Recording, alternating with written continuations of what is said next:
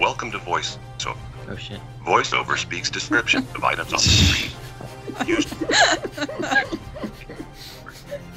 If you Tonight's already game brought to know you by how VoiceOver.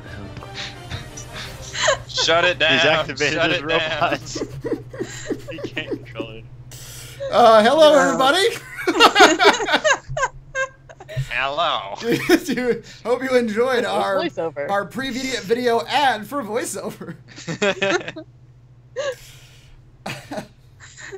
What is voiceover? I don't know anything about it. I really don't. Not very similar, actually. 3 simple payments of $9.99 a month. Please tell me more. Hello, everybody. Hello, Welcome, everybody. everybody. Hello? Welcome to our weekly Dungeons & Dragons 5th edition online role-playing adventures. We live stream our sessions every Friday evening. You can keep up with our adventures on YouTube, as well as catch weekly recaps on roguewatson.com. I'm Chris, your Dungeon Master, and I'm joined by our awesome players. Eric playing Kazin, the Half-Elf Warlock. Good evening, Eric. Session 20. Session Heyo. Heather playing Bryces, the Tiefling Sorcerer. Good evening, Heather. Hello. Reese playing Tim, the Warforged Cleric. Hello, Reese. Hello. Rochelle playing Corinne, the Blue Dragonborn Sorcerer. Hello, Rochelle. Hello. And Raymond playing Halfred, the Halfling Ranger. Hello, Raymond. Get out of here. Hello. We use Roll20.net for our tabletop campaign, Skype for video chat, and I am recording it all using Open Broadcaster software. Previously on Storm King's Thunder. With the Zentarum outpost thoroughly cleared out, the party returned to Xantharl's Keep to rest. What they found, however, was a town hostile to them after being alerted to their attack on the Zents. The party managed to get a brief meeting with Millie the Harper spy, who they shared information with, and who would be leaving back north to regroup with Whip Ironbottom. The party headed down the road, camping for the night, while gaining strength and identifying numerous magical items obtained, which included an animal-summoning bag of tricks for Bryces, a cloak of protection for Kazin, a damage-boosting staff of pain for Bryces, and some poisoned arrows for Halfred. Corinne, I didn't holy get the shit. staff. Oh my god. Holy shit. Oh my Did- god, dude. He Did I- still can't do it. Ah, this is typed. I typed it wrong. I said Bryces twice. Is that what I did? Did. Yes, Yep. that's what you did. Yeah. Yep. I I typed it don't wrong. have that He staff. can't there, keep all Chris. these women straight. What am I, a womentologist? I don't know how I type. I mean, that's a different skill set to type it wrong. Rochelle, I'm thinking we need to You get failed like at a little multiple skills. sign That's Congratulations. to right. hang around our necks that has Yeah. our names on it. Probably so that should. way- Yeah. Your names are. And then we'll yeah. really confuse them, and then I'll put your name on mine, and you can put my name on There you yours, and go. we'll really confuse them. Passing through Long Saddle, the party did some gambling and took a wanted poster for the Weevil, promising 5,000 gold for bringing him to Mirabar. Days later, as the party neared the town of Tribuar, they witnessed the fiery aftermath of an attack. Two fire giants had apparently strolled into town with an army of orcs and magmans, lighting fire to everything, digging up some giant piece of armor, and departing. The party could do little in Tribuar, except help the 20 or so refugees that requested aid in traveling east to Yartar. They had little in the way of food, so the 6-day journey would be disastrous on their own. The party agreed, with Kazin and Bryces. Right now I'm like checking myself every time I read a name. You should pause every time now. Riding ahead to Yartar to warn the town of the approaching refugees. After a rough first day, the other 3 managed to find enough food to keep all their refugees alive for the trip. On the 3rd day, they found another refugee, a young noble wrapped in a cocoon of some kind, and stricken with some malady that required constant doses of water on his skin. The 3 agreed to escort him back to Yartar, with him promising his mother would pay them whatever they wanted. The 2 groups met up on the 4th day, the forward team with a troop of Yartar guards bearing food and water for all. As they finished their journey, Kazin interrogated the young noble. Named Artin Rizzoli, he had no memory of how he found himself in a cocoon, but with permission, Kazin entered the young man's mind. He saw glimpses of the streets of Yartar, some large golden goose decoration, And finally, the face of a beautiful black-haired woman in a purple dress. A woman that Kazin knew well. See, I told you Chris would tell us his name again, and it wasn't Lady Gaga. The guy? Yeah. Yeah. Something Rizzolio. Rizzolio. Artin Rizzolio. Lady Gaga Rizzoli. Lady Gaga. The Porpoise Man. So yeah, you guys are still probably about a day out of Yartar when Kazin has this conversation with Artin. And Kazin, you... After I see that, I'm Yeah. gonna try to ask this guy as many questions as I can, even if doesn't know anything. But Okay. You 'cause now I have more questions. Yeah. He is not really able to help you at all. He remembers the face of the woman you described to him, but he doesn't remember where he saw her or who she is or what the situation was. What where is the last thing he remembers? He remembers putting on some nice clothes to go out somewhere, but he can't remember where he was going.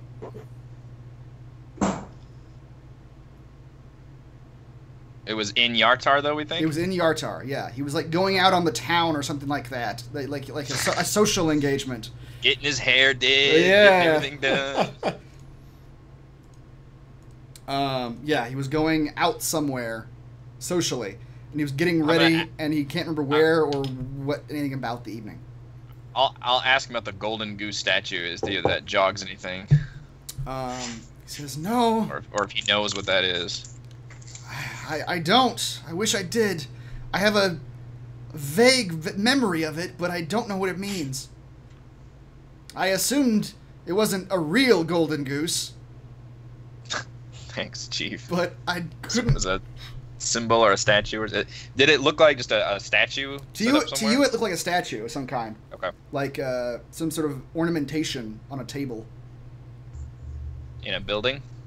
You can't really see that clearly. It seems to be indoors, but you're not sure any more than that. Okay. And he's like riding in like a bathtub cocoon now or something. No. What the rest of them did Or was is a bag of holding? they filled Corinne's bag of holding with water, and they just Bryce's bag of holding. You're gonna fuck me up so bad. Yeah, dude. I was like, hold on a This is second. on you. You are I actually definitely had to sit good there at and think about that for a second. Go, wait, that's not mine. that. Wait for it. Yep. The bag of holding. The party's bag of The holding. party's bag of holding. And they've been dumping water on him periodically. They left the cocoon back at the river. Okay. I guess and everybody, all the refugees are taken care of and everything? Yeah, the troops from Yartar ride along with you for that last day of the journey. Okay. And they give the refugees the food and water that they need as they're traveling. Talk to them, ask them about what's happening, that sort of thing. On the end of that day, or near the end of that day, you all ride into Yartar. A map. A map. So pink. Do they have leg priests? I don't like doctor. We need your finest leg priest. Find me the closest oneologist. Let me read to you.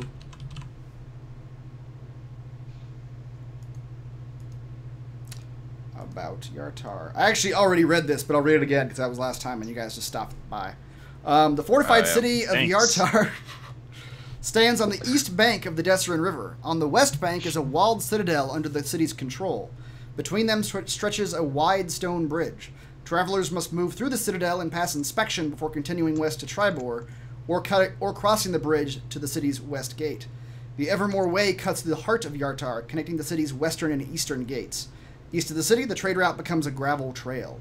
Yartar is prosperous and becoming increasingly crowded. Some of its old buildings have been torn down and taller ones built, 4 stories high in some cases.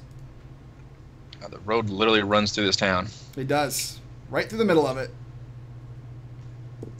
You guys approach the citadel, and the gates open for you immediately. You've got Yartar guards with you, so they recognize each other.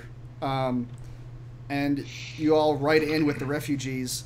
The guards at the gate immediately start asking questions of the other Yartar guards that you're with, and they start explaining who the refugees are, who you are, the whole situation. Pretty quickly, the guards sort of take the refugees away. They tell you that they're gonna take them to the salt mine. You belong to us now. No. They tell them that they're going to find somewhere for them to stay.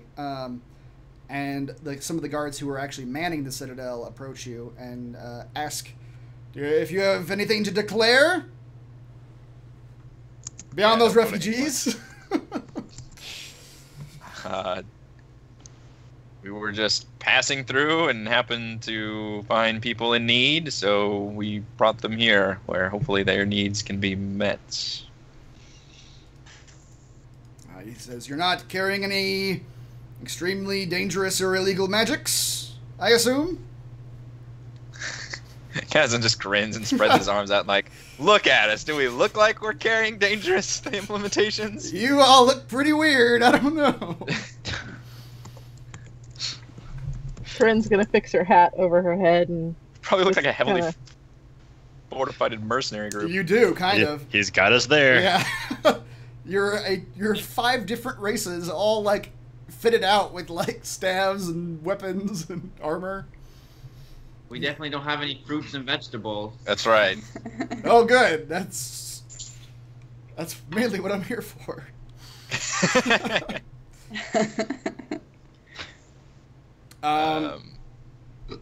It doesn't seem to be a serious inspection. They have no interest in going through your belongings or anything. They do ask your names. What are your names passing through Yartar? Or how long do you intend to stay in Yartar? So they were literally just passing through, I think. Okay. And your names? I'll give him my name. Okay. Jots down your name. We need a name for our group. You do. I don't like Heroes of Nightstone. The Marshmallow Gang. I thought we were the Little Debbie snack group or something. Like, what are we doing on the... The Graham Crackers. Yes, the graham crackers. No. For the Graham Cracker crew. Yeah. Graham Cracker Crew. Graham Cracker Crew. So it shall be. We are now the graham cracker crew. Where did that even come from? I don't know. The GCs. I don't remember what the origin of that was. It was with that frost giant that we found and basically murdered after he'd been injured. That does sound like us. We left some graham crackers with him as we left. Okay. Oh, that's right. Yeah. You all had graham crackers. I forget. We are the heroes of Nightstone, the defenders of Bryn Shander, the cleaner-ups of Luskin. Yeah. The snackers of graham crackers. Guard says, I've heard of your exploits. Feel free. And he steps aside and opens the way to the large stone bridge that extends into the city. Artin, the young noble, has just sort of been sitting on the cart that you guys have, kind of not really saying much. Once you're through... Nobody seems to recognize or care about him. No. Not too much. This guy's a liar. Dump him in the water. Once you guys are through the gates and along the stone bridge, he gives you directions to his home, though. He says, my home is on the other side of town, directly along the eastern wall. And he suggests you all go there first so he can go home and you can get paid. we get our horses and shit through the town, or how does that work? Yes, you guys are riding your horses right now, and you still have your cart wagon. too. Yeah, yeah, exactly. Yes, you are the GCC groupies. Thank you, Chad. God damn it! This is not. I don't want this to happen not either. happening. I'm not on board with this, but This is what happens when we don't come up with a cool group name. What are you talking about? It's the best group name. I vote in favor of Graham Cracker Crew. if you're gonna do it, All else, yes. There needs to be a better reference point. No, damn it. if you do this, you're gonna have to start leaving graham crackers at every encounter now. I know. It's, As it's not your thing if it's Like one our- thing that happens. like it happened. Calling card. That's right, you the gotta- Joker. the Exactly. wet bandits. I'm gonna ask the guard where I can buy graham crackers. He doesn't Yeah, know. now it's a thing. No. Okay. Like, did that bird just fly off with some graham crackers? Oh shit! Better call the Graham Cracker Crew. They'll get to the bottom of this. It's their job. It's the only kind of job they take. Where's the tattoo parlor? This is the next step. Get the Very magic specific set of skills we That's have. right. Yep. God damn, there's Oleo Manor on the other side of the town. It is. You ride all the way through Yartar. It is a bustling city. You all got any bone doctors? You're asking the guards? Yeah, our friend here is actually a person. I know he looks like our robot manservant, but he in fact feels pain. And I am Butlertron 4000. I'm not sure he can actually dismount from his horse right now. I am sewn to it. The guard says, he says, we... A lot of men are dead. There's a graham cracker here. GCC came here. That's great. The guard says, we have a sizable temple. Sort of an all-faith sort of situation. I'm sure you could find someone who could tend to your wounds there. He directs you to the... Who said he was wounded? Well, All face. He did. Just said that. he asked for... Hmm. He directs you... Nope, not there. The leech guy.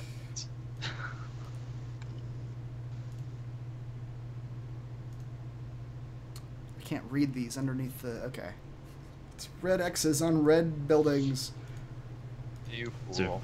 They really like Christmas here. Yes. It's the color. Christmas every day. It's the town colors. Kill.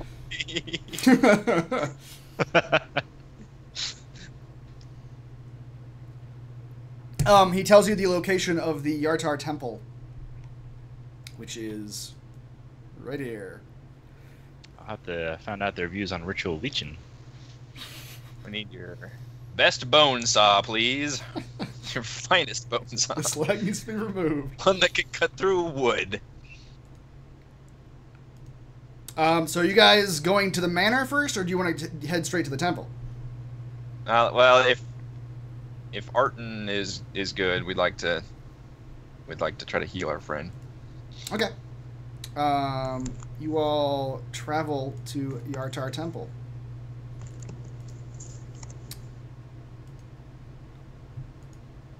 You walk in. It's a pretty nice temple. Clean sheets. White stonework on the inside. There's a number of priests milling about. You see the... Just milling. That's right. That's all. Shouldn't you be priesting? Doing something. There are a number of symbols of various gods around the top edge of the temple, which is denotation of the fact that it is an all-faith temple. You just approach a random priest. I'm not even sure Tim knows he's a cleric. Using leeches for healing and attacking is a forbidden art among clerics. I don't know if Tim actually thinks he's a cleric. Yeah, right. He's just- He has cleric powers. How he got Yeah. them is unclear. He's like Dr. Zoidberg. He just doesn't quite realize how anatomy works. Not quite. Not quite. You find a young priest who you show him Tim's.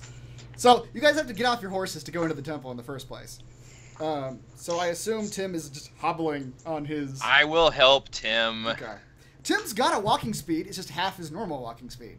Like, he can walk. He's just hobbled. I don't want to sadly watch him drag his crippled leg behind him. Okay.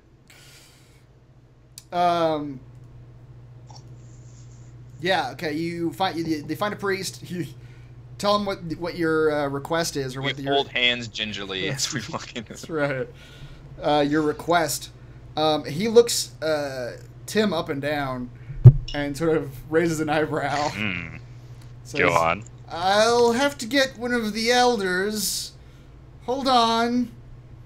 He disappears, and you guys are standing there for a long time, probably 10 minutes.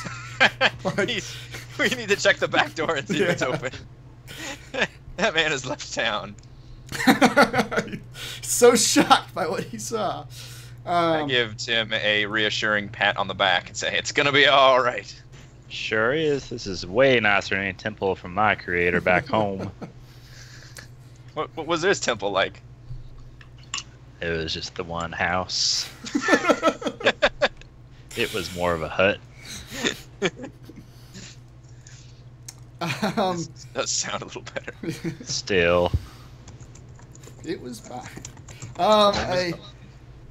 At some point, you see the young priest come out and sort of point at your party, and there's an older gentleman in robes standing next to him, and they're chatting back and forth. And then the older gentleman approaches you all and says, "So I understand you need some restorative magics done on a limb?" That is correct, sir. It's this one right here that's all dangly-lack. Tim, be careful with that.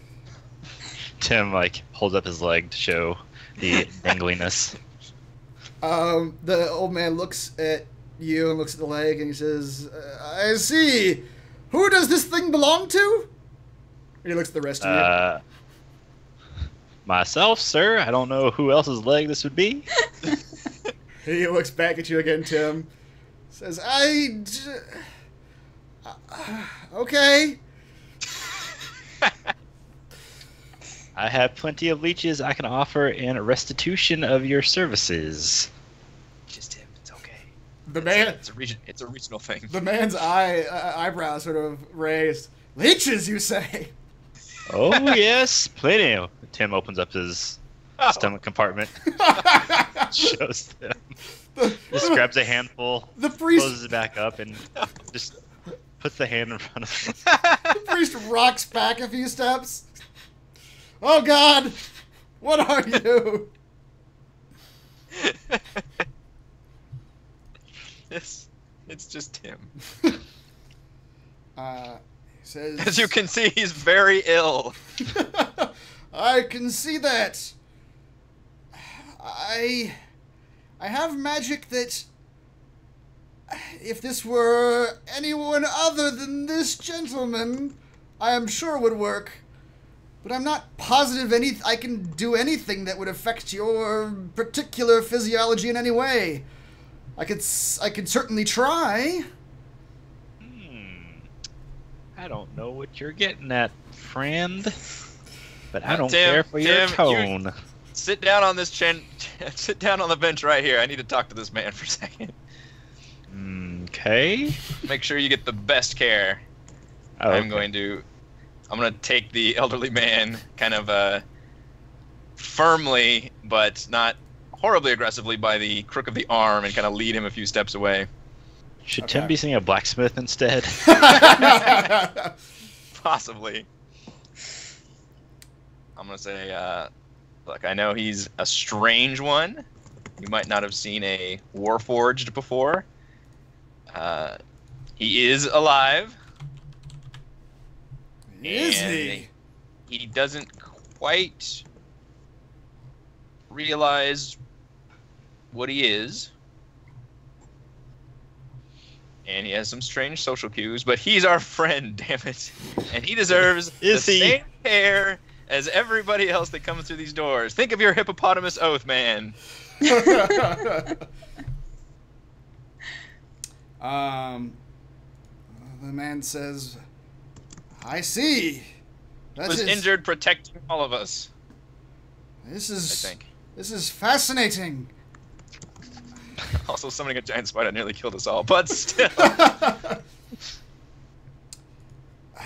He didn't have to go down there. He didn't have to summon that spider. But damn it, he did it anyway. He did it anyway, because that's who he is. It's the kind of man he is. We'll be here for a few days if you need to study him. No, he's not a science experiment. The man says, This is an unusual request, certainly, but honestly, I would be interested to see if a creature not composed of flesh as I know it still reacts to my healing magics in the same way I'm familiar with normal flesh subjects. I mean, I have personally witnessed him able to heal himself using what I think are divine magics. So, based on that, I would assume it would work. That is... It might be horrifying to behold, but such is our friend. He says, I can try. I'm afraid, though, and he glances at you meaningfully, the price is concrete, whether it works or not. Uh-huh. He's be paying us for this research opportunity. He says, the price is 450 gold to restore a limb as destroyed as this one. Well, we tried.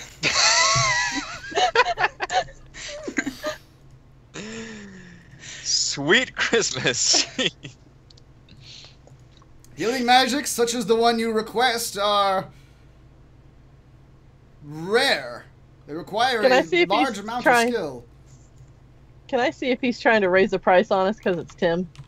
For sure. All right, well, let's go to that like dude's... Insight or something? Yeah, roll an Perception? insight. Yes. He's trying to swindle us. Uh-huh. Yeah. I know nothing. I'm Jon He Snow. seems on the level, but you have no idea. Someone with better wisdom needs to roll that.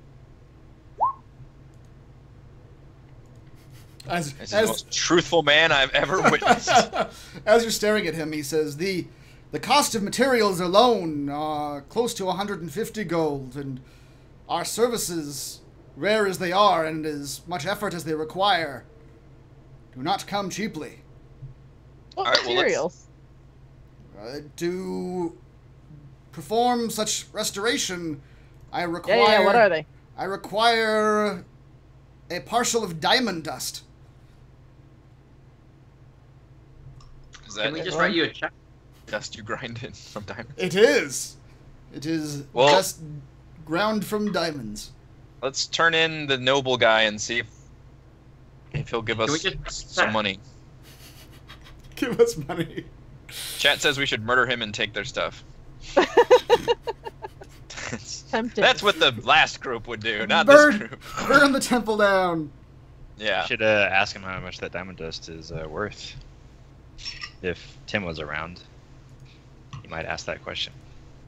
Well, the man says, regardless of whether Tim's around or not, tells you all that the diamond dust is generally worth anywhere from 100 to 150 gold. So where's the other 200 coming from? It's labor. Services. That's labor. Yep, services. This is a very nice temple you got here, Joel Osteen. Nice. Oh. You're doing all right for Tropical. yourself, I see. Why don't we go turn in Rizzolio and see if he'll give us some money? Since we saved his ass and he's a nobleman, or so he says, with a manor. Unlike the last noble we rescued, where we ended up just getting a free night's sleep, I think. You can certainly do that. The priest tells you, I'll be here when you have the money. I'll be happy to perform this service for you. Once again, no guarantees. I can't emphasize that. TV Angelist. Oh my god. Kazin is not pleased. Want a second Tim, I've opinion. got good news and bad news. The good news is they have the technology. The bad news is we don't have the funding.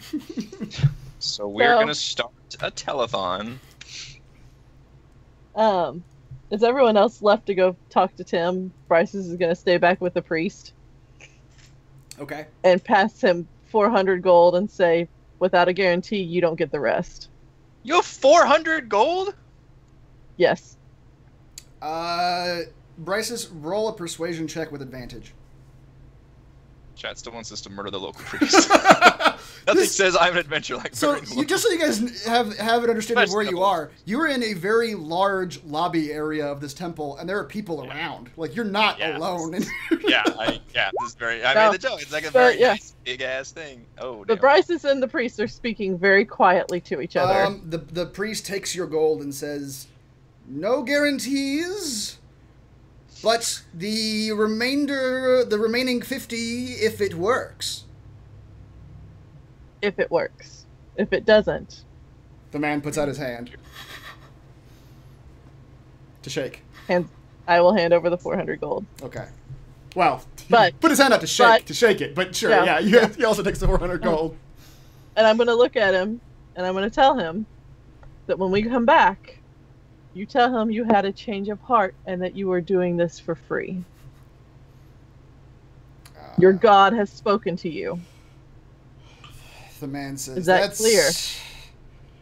An interesting request. I'm not fond of lying to my... I hate this guy so much. Roll another persuasion check with advantage. You are greasing his palm, certainly. Now the man gets a conscience. Motherfucker. Okay. The man says... In this case, to spare the feelings of this young whatever he is, I will do as you ask. Yes, you will. Make sure you're far more polite the next time we meet. The man, as he's pocketing the 400 gold, says, "Of course, madam. It was my pleasure to serve." The priest walks over to Tim and says, "Good news!" We left, didn't we? Oh, did you you guys all leave? She said specifically we're going to wait until we left to go to the manor, and then she did all that. Okay. So you guys are gone. Okay. Yeah. I'm just trailing behind as they're walking out the door. Okay. We're making a little side agreement here. Gotcha. All right. So you guys are leaving the temple area. Heading to the Rizzoli Manor. You wind your way through the busy city streets. Artin, while you guys were in the temple, he was just hanging out in the cart. He didn't leave. He just said, "Let me know when you're done. I'd like to get home as quickly as possible." Did he dry up? All right, fish man. No, he's well. That's a good question. Did you guys leave the bag of holding with him? I don't know if we can trust him with that. Yeah, he can't get far if we've got his water. Yeah. Exactly. Yeah, which is maybe why he didn't take off, try to get home on his own. He probably came into the temple with us. We're not gonna leave him outside in the fucking with the car or the airplane. I'm trying out. It's his bag. She can decide. Yeah, exactly. So what did you do with him? Did you bring him with? Bryce is just gonna bring the guy with us and continue to pour water on him from the bag of holding. You're trying now. But it's only going to make me stronger. Ryan will catch up to the party as they're... Yes, but again, Kazin is always okay using a disguise self to change into a woman to get extra gold. Where are you going with this?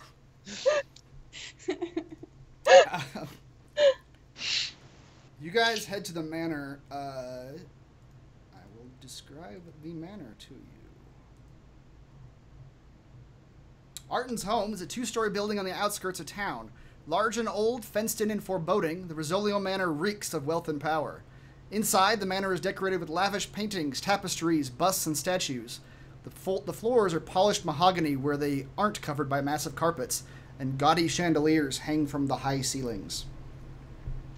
As you enter, you notice a large number of, you see at least 4 very well-armored guards just standing about in the entryway, or standing at attention in the entryway, not just milling about. And Are you going inside? Are you going inside? I guess. Yeah. Artin's just walking at this point. He's just trying to make his way into the house. So if you're following him, you're going through the front doors. Okay. So these are like his house guards? Yes. If you were to ask him, he would just tell you that they are his family's guards. I mean, presumably I'm going to try to strike up a conversation with him, not about like the events anymore, but just like any information we should know about his home and okay. Trying to just gain some kind of insight into roll an insight check. I'm not good at that, apparently. Oh, yeah. Oh, okay. He starts giving you just general information about his family, which I can give you. Well, let's see. His family, the Rizzoli family, made its fortune in barge building. His mother, Lady Desia Rizzoli, is a very powerful woman in town. She's the head of the household. His father has passed. And Artin says that very pridefully that he is the treasurer of the family company. But as you're speaking to him, Kazin, you get the sense that he's not only kind of probably afraid of his mother and very nervous about going to see her, he probably doesn't actually hold any real power. He seems kind of like a nitwit to you. Just the way he talks about the family business, like he doesn't really know anything about it. Does he have any siblings or any other family, or is it just his mom? It's just him and his mom. So he's the weak link, and it's just him. Oh no, I'm sorry. He does have two siblings, Martin and Erzalis, but they are usually off on business trips, as they are right now. They're not in town. You get the impression that he is probably the fuck up of the. He's the Frito. That's what I was thinking. I was trying to think, what is his name? Yeah, he's that guy. Yeah. Frito. Never go against the family. Yeah, and that's sort of the sense you get from your conversation with him. As you enter, so we're not going to be that rewarded when we bring home the fuck up sign. You coming from the back of the entrance hall, a probably 30-something man, very well dressed and standing at attention like he's some sort of butler or at service gentleman, approaches and says, "Welcome home, sir. The lady will be quite glad to see that you are here and all right." Artin says, "Yes." That didn't sound funny. Artin says, "Yes, Kamed. May I see her now? I must speak to her at once. Terrible things have happened." The gentleman says, "Of course. This way, young sir. And you folks, who may I ask are you?" I glare at the kid, expecting him to introduce us. The kid says, "These are my rescuers. I have much to tell about where I've been. I didn't run off. I was out. Something happened to me. Something terrible. These people rescued me and brought me home." He says, "I see. Well, this way, please. All of you." And he leads all 6 of you through some winding hallways until you get to what looks like a waiting room. It's just a room with a bunch of seats. And there's a large double door at the end of that room. And all of you, including Artin, sit in that room. Or Kamed motions for you to sit. And he goes to the double doors. And Artin sits down along with you in one of the chairs. About 2 or 3 minutes go by, and Kamed steps back out again and says, "Master Artin, if you would please." And Artin goes into the room. Tim, you can probably don't even need to roll, but go ahead and roll a perception check for me. You can all roll perception checks, but That's all we can do is sit here and look. your passive is higher than that.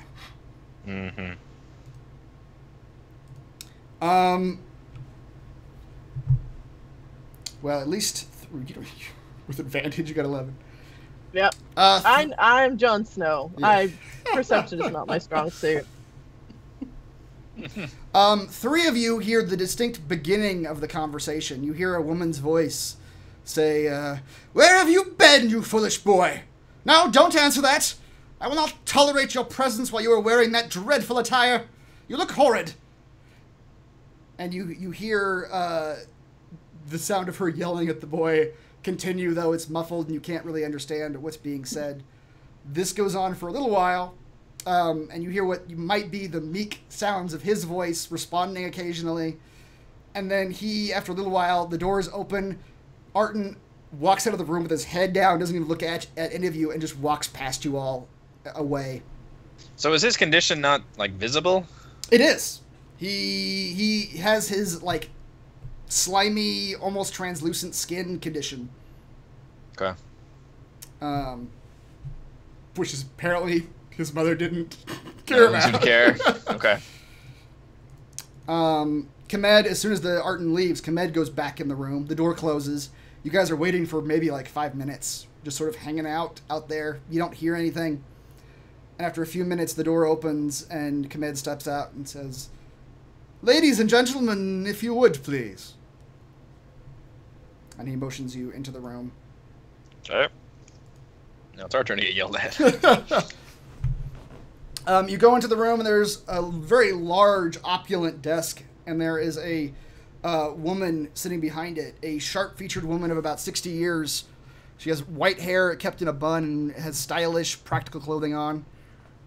She is not looking at you. She's just writing something down at her desk as you all take seats in front of this large desk. Are there any golden goose statues around? No, none that you see. You see a lot of there's statues and rugs, and it's a very nice looking office room, but you don't see any golden goose statues here. Bryces isn't going to sit. She's going to stand in the kind of like the more shadows by the door that we came in. Okay, sure. Bryces, you notice that Kamed is also standing in the back of the room, alongside you. He's not really paying you any attention, but he's standing back there. Alfred's kind of bored waiting, so he's going to use his skill to detect monstrosities and giants. Okay. What's the range on that again? Just goes into a trance. It's like miles, isn't it? Like a couple miles. I want to say 5 miles. Hold on. Let me just double check. What was my favorite enemy? No, wrong one. Primeval awareness, yes. 5 miles of you. And I have monstrosities and giants now. Okay. You sense a creature about 1 mile. Oh, actually, let's see here. I don't know what the distance is. About 1 mile to the west, and let's say about 40 feet below you. You sense a fishy, monstrous creature that. Let me make sure I got this right. We could use that to track the fucking where this dude came from. You know it to be a Marrow. Halfred, you can roll a nature check to see if you know anything about Marrows, or see how much you know.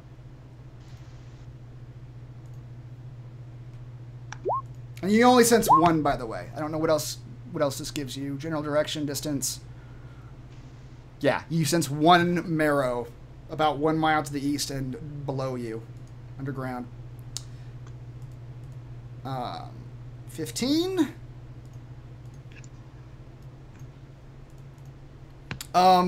Marrows are large monstrous merfolk creatures that haunt coastal waters, preying on fisherfolk, merfolk, and any other edible creatures that cross their paths. These savage monsters snatch and devour unwary prey, hauling down drowned corpses back to their underwater grottos to feed. Marrow generally dwell in undersea caves filled with treasure and trophies taken from their victims and sunken ships. They tie the rotting corpses of the dead enemies and drowned sailors to strands of kelp to mark the borders of their territory. That is what you know of Marrows. A creature right there. Where is it at? A mile to the east or west? West. And 40 feet down. How wide is this city? Is that in the city territory? It is within the city limits, yeah. Okay. That's got to be connected to this fucking guy. I bet we're going to find a golden statue outside of whatever that thing's at. Alright, what's Lady Rizzolio? Yeah, the rest of you... Dude is turning I'm into sure a Marrow, yeah. You know, we need to take that kid to the fucking Joel Osteen and see if he can heal him. We didn't even get him to look at him, and he's like got a disease or something. If you're telling the lady this, are you saying this in front of the lady Desia? No, I'm. Okay. Kaz is just thinking about like, oh, we should have brought that. I was gonna bring it up if she doesn't. Kazin's concerned that she wasn't concerned about his condition, but he's gonna wait for her to start speaking. Okay. To gauge what her attitude is.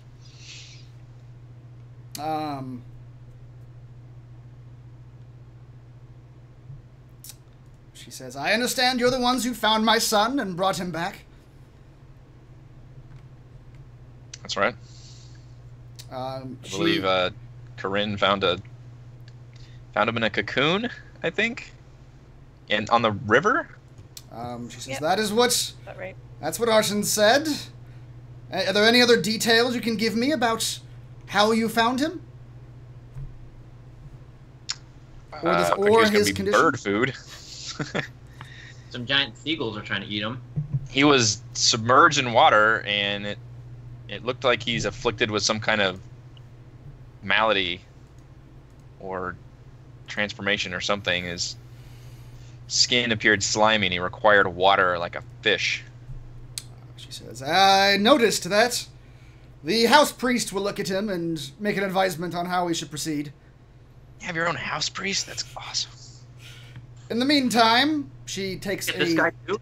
She takes Does your house priest come cheaper? Because we... is it Dr. Nick? Dr. Nick Riviera? Because we've got a friend here that needs fixing. She says, your friend's condition is not my concern. She takes a bag out and puts it on her desk and slides it across the desk. She says, your payment for finding my son. How much? You grab the pouch and you see there's 100 gold in the pouch. He promised us more. She says, as he is wont to do. It is, you will find, however, not his money to promise.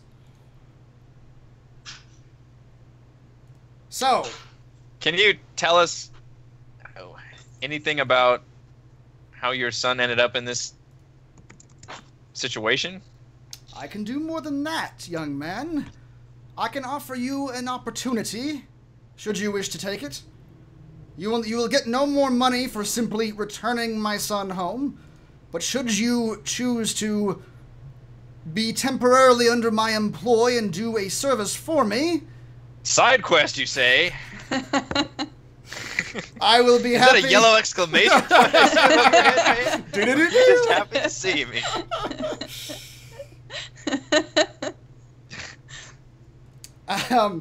She says, you see, my son is not the first young noble to go missing in the last few weeks. He is, in fact, the third, though he is the first to actually return to his home, the first who is still missing. We know little about the disappearances, except that they are young noblemen, socialites, if you will. God knows my son isn't good for anything else. But the Watcher Baron, Nestor Ruthiol, She came to me the day after my son was missing, asking me questions and mentioning the other two that had gone missing. I can't believe they aren't connected at this point. And with his condition, are you raising your hand? I think Alfred has a question. Please! Ask your question. What? I'm just curious. Could you tell me what building or location is about a mile west of here? Exactly 1 mile to the west. She says, 1 mile to the west, I suppose, is slightly beyond Yartar Temple? Is this map to scale? No, it's not. It's not 42 Well, feet we gotta away. go back to the temple anyway. West of the temple? She says, the temple is probably just about a mile. Maybe a little less. It's below the temple! Damn you, Joel Austin! You're breeding marrows down there! Do they have a basement or anything? The temple? This is Yeah. highly off topic, you little halfling. I just like to know my surroundings. I'm trying to hire you for a job. Alright, we're on it. Our halfling friend here is like a bloodhound for searching monsters, and he might have sniffed something out. Interesting. Well, if you're I'll just looking, work back to my meditation. I want to offer you 500 gold if you can learn what happened to my son, and 500 additional gold if you can bring back the family pendant that he seems to have lost. He had it with him.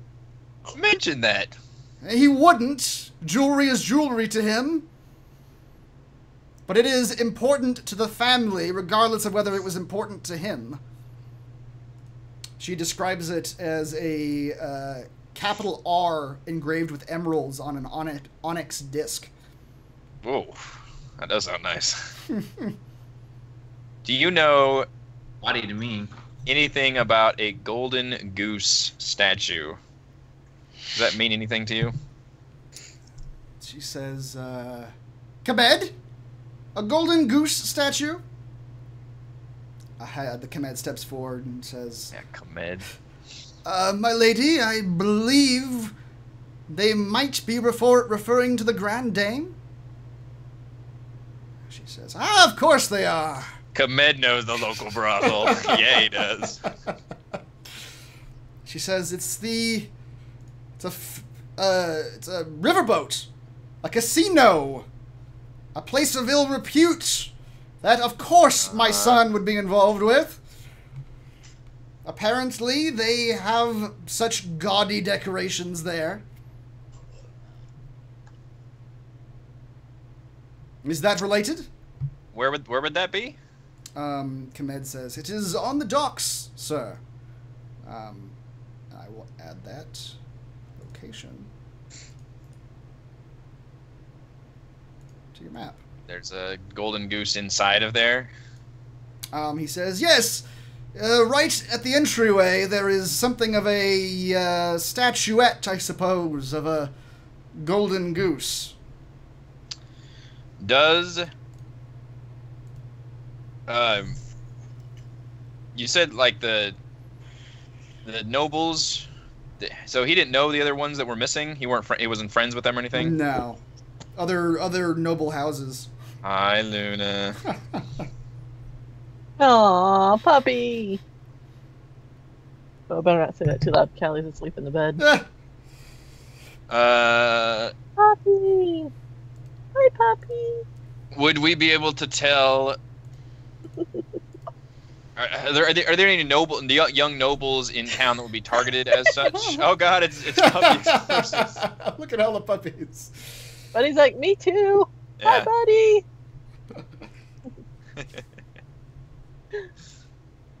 buddy. She says the other two that disappeared were of other noble houses, I understand. Let's see. Do you know of any other similar? Kazin's thinking he could disguise some of us as potential nobles that would be captured in such a way. Okay. She says. So he's trying. The point of the conversation, he's trying to figure out like if they would know any other people that he can disguise or have us disguise as. Oh, your other young nobles that might be in the same category. Haven't yet been missing yet, but might be targeted based on the 3, based on him and the other 2. Once again, like what would link them together? She calls Kmed forward and he says, "Well, it was Jacob Dawnflower and Timothy Salzburg." Good lord, those are some noble names. They were the first 2 to go missing. So I suppose any of the young 20-ish sons of any rich, powerful houses in the city? Let me look at Artin's Facebook page and see his friends, and then I can... Kmed just starts listing off names. Okay. Like there's you get the impression it's a big enough city and it's a rich enough city that there's probably a lot of these kind of guys. Okay. A number of them. Is it only men that's been missing so far? So far, yes. The 3 that have gone missing have all been young men. Okay. And Kmed says, in fact, now that I think about it, young Mr. Salzburg was a regular at the Grand Dame, if I remember correctly. I thought nothing of it at the time. Is it generally a place where young nobles go to hang out? It is a place not just young nobles, just, honestly, sir, anyone rich. It is a casino that requires a fairly high entrance fee to even step in through the doors. That got my attention. Now, could you front us this entrance fee? Because I have a feeling this is the location we're going to need to go to investigate the disappearances and the malady that has afflicted your son. Roll a persuasion check.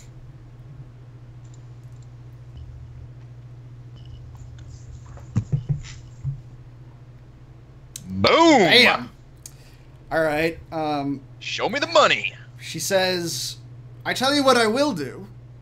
I will give you half of your reward up front, now. Use that for whatever services you need. My man here, Kmed, will accompany you to the Grand Dame, and keep a log of whatever your expenses are, and I will compensate you from that when you return. Is it normal when nobles go to this Grand Dame that they have their manservant following them, taking a log of the money they've spent? Because I don't want to be like I don't want to be suspicious walking here with this dude following behind me with a ledger. Kmed says, it is not unusual, sir. Manservants and bodyguards are... No offense, Kmed. Sure, you're a fine person. No offense taken, sir. Manservants I'll roll insight on Kmed. Okay. Seems like a good guy to you. Alright, he's on the level. Manservants and bodyguards are not unusual to be by the side of any lord. I will not be necessarily carrying a ledger, sir. I have a bit of a memory. All right. You got them book smarts I heard about. One might Weapons say allowed so, in there? Any security we need to worry about? He says, no, sir. Weapons will be taken from you at the door. Kazin blinks and his Cyglaive like disappears. He's like, that won't be a problem. There are numerous guards on board, but they shouldn't give you any problem if you are obeying the rules and spending your money. The ship itself, once you are aboard, the ship docks for about an hour and a half in the early evening, about 6 to 7:30. Shit. It goes out into the water when it's running? Oh, man. And the ship is out all night while the lords gamble and whatever other things they spend their money on. And it docks sometime in the early morn. Okay. Ooh, so you're trapped on this ship all night. Yes. Yes, you are.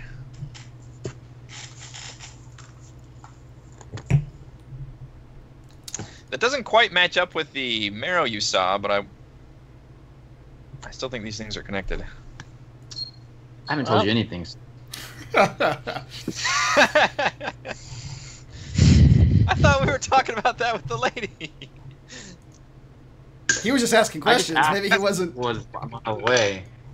Fair enough. All right, so DM, how much money are we getting in our character sheets right now? You each got 20 gold from just the initial returning Artin.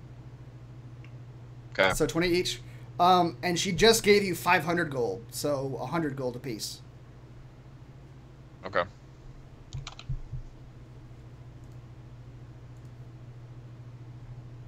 To gamble with. To gamble with. You got 100 total? No, you got 120 total. 120. Is this an actual quest you're getting added to our thing? Sure is. Cool. This was a two-parter. It was figure out what was wrong with him and then get the jewel thing back? Yes, yes, although technically she's giving you half of the payment up front. Okay. Yeah, whatever you spend is going to be taken out of the rest of it. Yeah.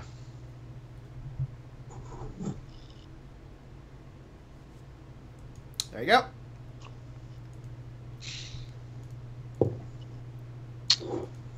Okay. Any more information that you can give us about the Grand Dame or your son's let's situation? Um, And Kazin goes ahead and explains that, like, if he didn't already, that he needs to be kept, like, moist. okay. She says, of course, we will make sure he is. She says, if you are going to this Grand Dame and attempting to pose as nobles of Yartar, she snaps her fingers at Kamed, get these 5 some proper clothing to wear. They won't make it through the front entrance dressed as they are. And Kamed says, of course, madam. Some of us could be, like, manservants to others, right? Because I don't know if anybody's going to believe Tim is a noble. No offense, Tim. Oh. Prettiest lipstick. I'm going to make that Sal. Get it better. Yeah, you could do that. Lipstick? Yeah, you can absolutely do that. Kamed comes back with some fine clothing for you all to wear. He suggests that even those who are posing as servants of other ones should still wear the clothing so as not to look like road-weary adventurers. Fair enough. Now I've got that nice cloak of protection on. Can that act as a good, like, Sure. general cover? Yeah, All right. yeah. That thing's supposed to be nice looking. Yeah. Okay, Kamed says, if you wish to board the Grand Dame this evening, I suggest we leave shortly. Yeah, we gotta stop by the temple first and see if we can get Tim's leg fixed. Yeah. Okay. Sure. Kazin's like, yeah, we have the money now. We have to spend it, though. If we can, I have my old armor I can sell. My studded leather armor, since I've got the mithril half plate now. Sure. You can sell that. If you just stop by a shop, I'll tell you how much you get for it in a second.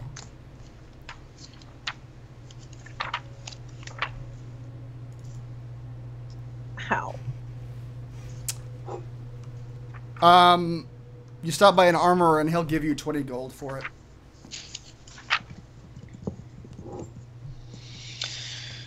Can I haggle a little better? You can try. Just saying, like, it's really well put armor. It's deflected so many blows, and I've put all these extra modifications on it. He's just totally bullshitting, but... Okay. Roll a persuasion check.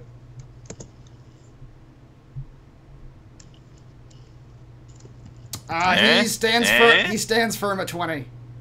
He does not budge. As in shrugs. I'll take the 20. Says, well-worn armor is still just armor, son. I tried. Okay. You guys go back to Yartar Temple then. Komed is just sort of riding. He has his own horse that he rides along behind you. He just generally stays behind your group at all times, as would befit some sort of man-at-arms or manservant. You return to the temple. As you are walking through the large lobby area, you see the old man approaching you, waving happily. Says, "Oh, Kazin narrows his eyes like Futurama from Futurama style. Welcome back, ladies and gentlemen. I'm so glad to see you." Bryce just raises an eyebrow. So glad to see you. And you, my young friend, he approaches Tim. Says, I understand you are still in need of healing, are you not? I do believe this leg is still a bit wobbly wobs. He looks at it. He says, indeed it is. Come with me, young man. It is what?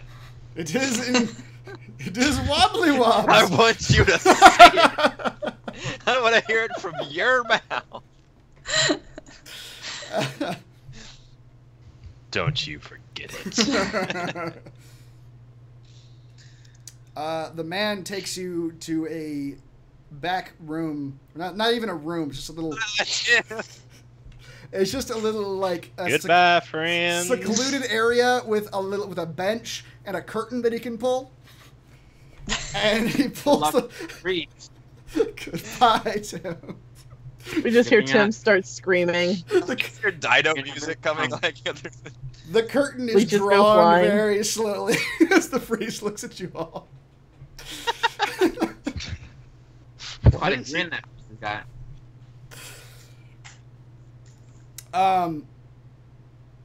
He lays you down, Tim, and he takes... It's the dance. This is the only way. That diamond dust. I was wondering why you're going to be charging 450 gold for this.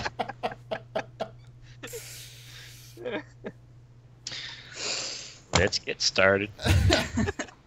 Tim, you see him pull a pouch out and put what looks to be dust in his hands, and he rubs it all over his hands. But it's straight cocaine. Yes! Time to go. I never do this sober. And he begins to rub the diamond dust. I've never snorted off a robot before. This will be new for me.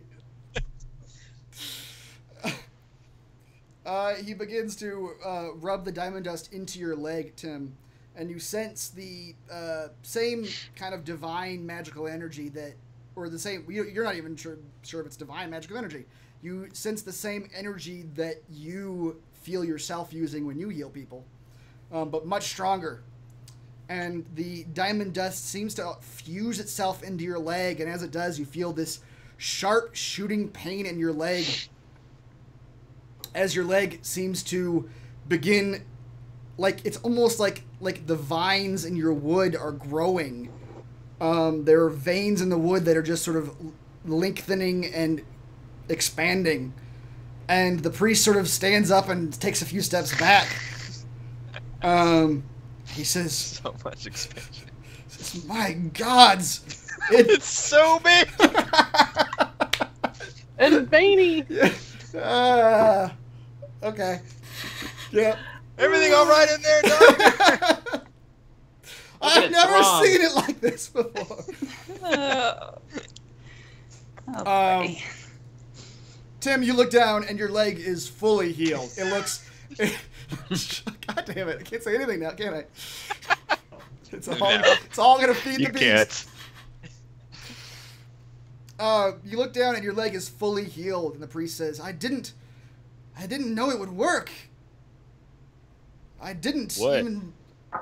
My boy, you not only have a soul, you seem to be perfectly human. Doesn't make any sense. Perfectly human. Why? That's the best compliment I've had in a while, sir. He sort of backs out of the room. I just don't know why you didn't think it would work none. He sort of says, yes, yeah, of course, yes, well, it did. You're perfectly healed, my son. Please, let us go join your friends. Sure. How many leeches do I owe you? No leeches. It's fine. Okay. I got some gold, I guess. I don't know. The man says, how much gold do you have, son? We shouldn't leave him alone with anyone. He's like a child. The coughing sound can just be heard down the foyer. Prizes, you're not listening to this. You're not there. If Tim gets swindled, poor sweet innocent Tim. The priest says, Prices are you talking to? The priest says, any donation to the church for such a miraculous healing, my son, it would be greatly appreciated. Motherfucker got 400 fucking gold from us. Tim doesn't know that. No, he doesn't. To the church? What church is that? I thought you're all denominations here. Oh, we all are. Religions. Of course. And donations go to all the denominations. How much of that goes to the creator? The creator? I don't... Yeah. I don't think I've ever seen you fellas in my area of the woods. What creator do you speak of? I don't know your god. The one and only. He was with me my entire life. He taught me how to farm leeches, catch leeches, grow leeches, leech trees, leech pie. It was mighty fine. We walk in an hour later, the man's just drooling from his mouth. Just yeah, droning on and on. The priest is sort of losing it at this point. He's just like, I don't know. You're free to go, son. Yes. Well, I can at least show you the healing power of leeches. Maybe you will know a little bit about what I believe. That's okay. I'll just be going now. And he just sort of shoves the curtain open and starts walking away. All right, I guess. I'd hate for you to be out 100 gold for your little goodbye. dust there. Later. That's good. As he's walking.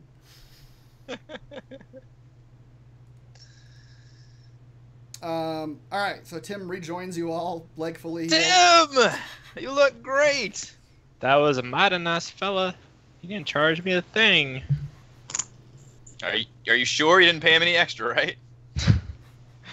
He wouldn't take no leeches, no how. Kazin grins. Good man. It's his loss, Tim. Kazin doesn't even know that I paid for this shit. No, he doesn't. No. I'm still confused about how this happened. But I don't want to pay the man anything either. And look at my leg. It's good as new. It's stiffer than ever. That's good. It sure is. Can you bend that leg for me, Tim? Make sure you actually put that on. Oh, it bends real nice. All right. Tim reaches up and knees me in the crotch. Okay. Yep, that works really well. It ain't no wobbly wobs anymore. Stiff as a board. Bryce, you notice back in the back of the temple, like in a doorway, you see the old man poking his head out at you and just sort of feebly waving in your direction, trying not to draw the attention of the rest of the party. Kazin's like, I don't care. Kazin assumes that Bryce has just like threatened him, like push a dagger to his throat. Yeah. And Kazin's totally cool with that at this point. Apparently it didn't take. I'll be right back. All right, you go over to the door and he says, "Madam, it seems to have worked." I'll pass him the 50 gold and thank him for his expertise. Of course. I would say please return for any additional needs, but maybe not that one. Maybe the rest of you may have some needs later. I'm gonna ask him what happened. The man attempted to leech me. Before that, he does that to everybody. How were you able to fix his leg? It was a spell of greater restoration. It's not supposed to work on constructs, to be honest. But it seems to work on your friend. I don't understand it myself, but I won't question the gods' wills. Okay. The man takes your 50 gold and disappears behind the doorway. And is gone. Readjust my hood and walk solemnly away. Alright. Command's just silently watching all this happen. Since we're at the temple, Halfred, can you redo your tracking beam for us? Tracking beam? It should be closer. Turn on your scanner. Yeah, so while we're just standing around, Halfred's curious. So he does primeval awareness again. Okay. Let's see, what would that be? You sense the Marrow probably, I'm going to say like 300 feet to the south of you and 40 feet down. I'm going to put a little thing, I'm going to say it's like right here. Or so. Like here? Suppose the priest decides. Closer to like right here. Like a little bit north of that. Like it's in the, like almost in the middle of the road. I'm not seeing if you're pinging something. I'll put a little over there. Hold on just a second. How about here?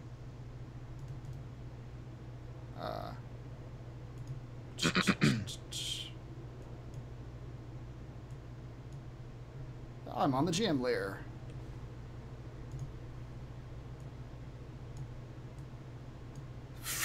I was trying to make an X. Like right outside. Can I just wander outside while everyone's doing this? Sure. You go out into the street as you're like your eyes are almost rolled up back in the back of your head as you're just sort of focusing on sensing the presence of this creature. And you get to the middle of a busy street and you just sense it straight down. What's around me? A road. There are people there. You're on a street. There are people walking to and fro. It's like sewers or something. How about the business, like the buildings? Are they businesses or? They are. They're to your right. There are a couple of just home-looking structures. To your left, that structure looks to be just. Let's say that's the armor shop that Kazin ducked into. All right, I'll just go back to the temple. Okay.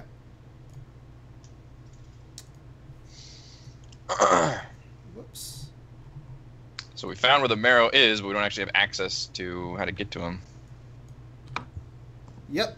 You can sense where the Marrow is, but it seems to you like he's just directly beneath the street. My theory is that his lair is down there somewhere, but they probably have to get people to him via the Grand Dame somehow. Or he grabs them, or something happens. If we're done at the temple, as soon as we step outside, I'll mention it, and lead everybody to where it is. But I don't know if we're done at the temple or not. I think so. Yeah. All right. So we'll step outside, and Halfred will tell the story about how he sensed a Marrow, and go into this lengthy discussion of what a Marrow is and their history. Would you all like to know? Are there any sewer grates or anything that would lead underground near here? You could spend some time walking around investigating if you wanted to. At least do like a surface level investigation. I'll ask ComEd, he's with us, if there's any. Is there a sewer system to this city, or is there? He says yes, there is a sewer system. I believe. Do you know how deep it goes? I'm not entirely sure. I'm not well versed in our sewers. Come on. I do know You're the local Ninja Turtle. I do know we have a sewer system. I don't exactly know where you might find an entrance, but they should be. It would empty out into the river, right? I suppose, yes. There are. I know there are sewer grates around the city. I don't know the location of any offhand.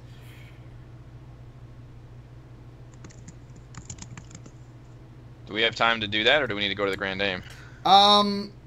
We are in fine clothes. I don't know if we want to be jumping. Yeah, you're in fine clothes. He says you guys have about half an hour before the Grand Dame starts closing its doors and setting sail.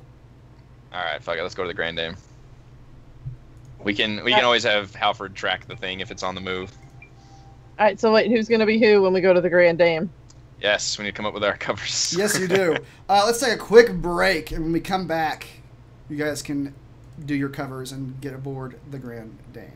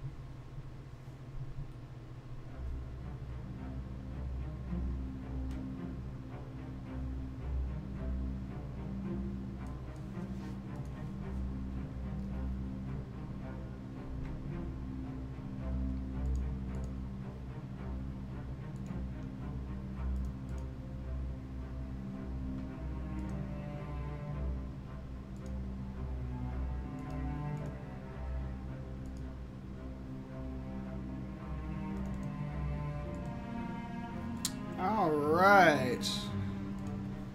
Puppy! Puppy! See, Reese, that's a dog. Yeah, so this entire time Raymond has been frozen on my computer, just of the ceiling and not him, which I just assumed he was off camera this entire time. So did you think we were just guys yelling about dogs? Yes, I look over and every time I was like, oh man, I guess I just missed the dog. That's weird. The dog just ran past the camera. Where are all these dogs? Buddy! I see the dog now. Buddy, my buddy! Nice. I mean, in his defense, that is something I would do. Be off screen the whole time. That's what I assumed. It is something you would do.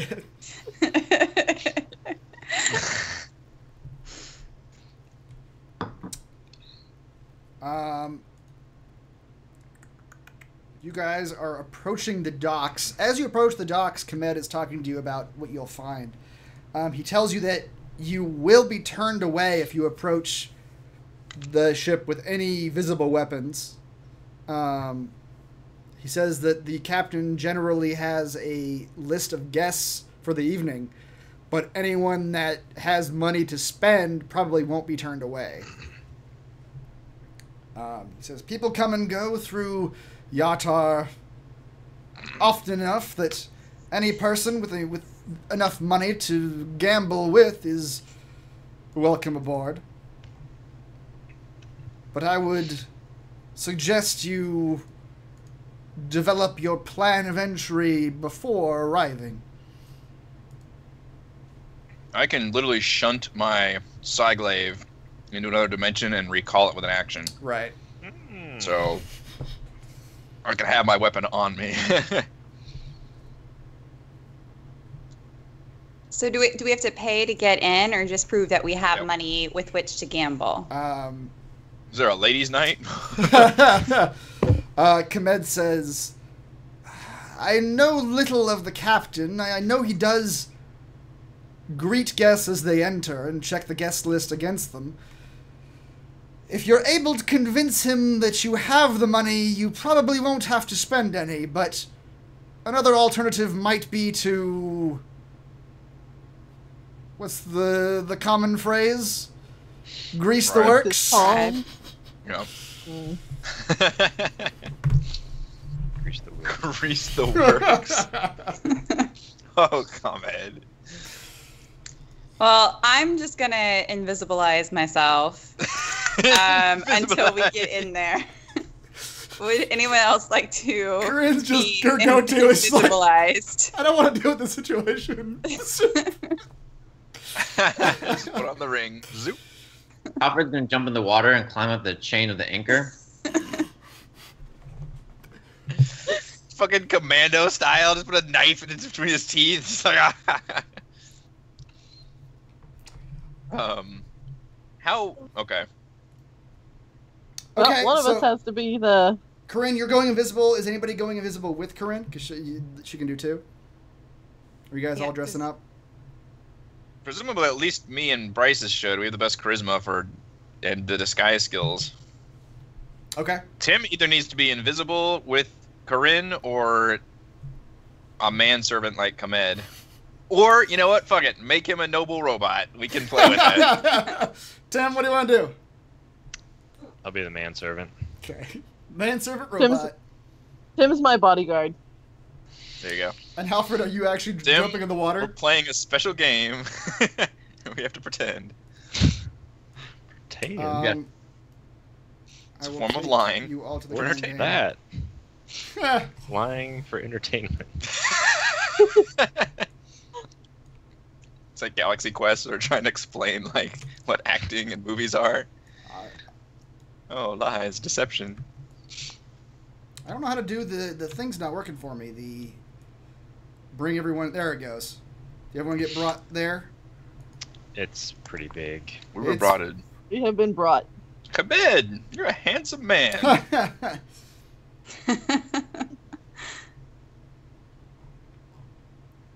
You guys. can see to your left through the. You see the. Did you draw this map? No, this is a real map. A real campaign map. It's very hand-drawn looking, isn't it? Yeah. You guys can see the very opulent-looking red riverboat, the Grand Dame, to your left. It's got large windows that you can see into the main gambling room. You see a lot of people sitting around tables, very fancy dressed people, playing cards and games with each other. Ahead of you, you see where the dock meets the boat. We're going to say the guards can't see you yet, so you guys can figure out what you're actually doing. Give me a name. You have like a list of names, or do you want me to just come up with a letter? No. Let's see what Kemed says. I need to be one of the people. As you are approaching, Kemed says, those of you who have weapons, the Rizzoli family does have a storage area here on the docks. We have a ship. We can store your weapons safely away, if you would be so kind. And he puts out his hands. Specifically to, well, Corinne's invisible. Halfred's weapon is invisible. Specifically, Tim's mace and crossbow, Halfred's bow, and what do you have, Corinne? I mean, Bryce's. God damn you! Wait, we really need to turn this into a drinking game. Got me again. You're dead. Good shot. Way ahead of you. Every session's a drinking game somehow. Bryce's, do you have any weapons that are visible? I know you have daggers that you said were like up your sleeves or something, right? Okay.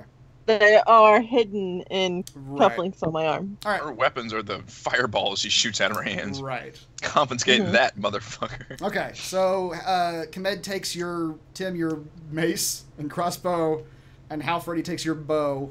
Well, no, Halfred, you're not approaching, right? No, I'm jumping in the water. Yeah. Okay, so you're actually doing something different. So he doesn't take your weapon. You just sort of go off on your own. That's Alfred. Not Soul Alfred knows that they're all racist and they don't believe a halfling could be that rich. Are halflings supposed to be poor? Look at that poor ass halfling. Scurrying around like rat folk. We live in the ground. I mean, we can't even afford materials to build a house. Have you met the other halflings, Alfred? They live just like anybody else. I think your master just treated you like a poor bastard. Like a gopher. It's in the book. We live in a mansion. I mean, my master, whose brain was very wealthy in our part of town. We had two stories in our town. Act like he would act, and that's how you can pretend to be a rich person. Oh. It's true. I'm sorry, are you going to do that, or are you still jumping in the water?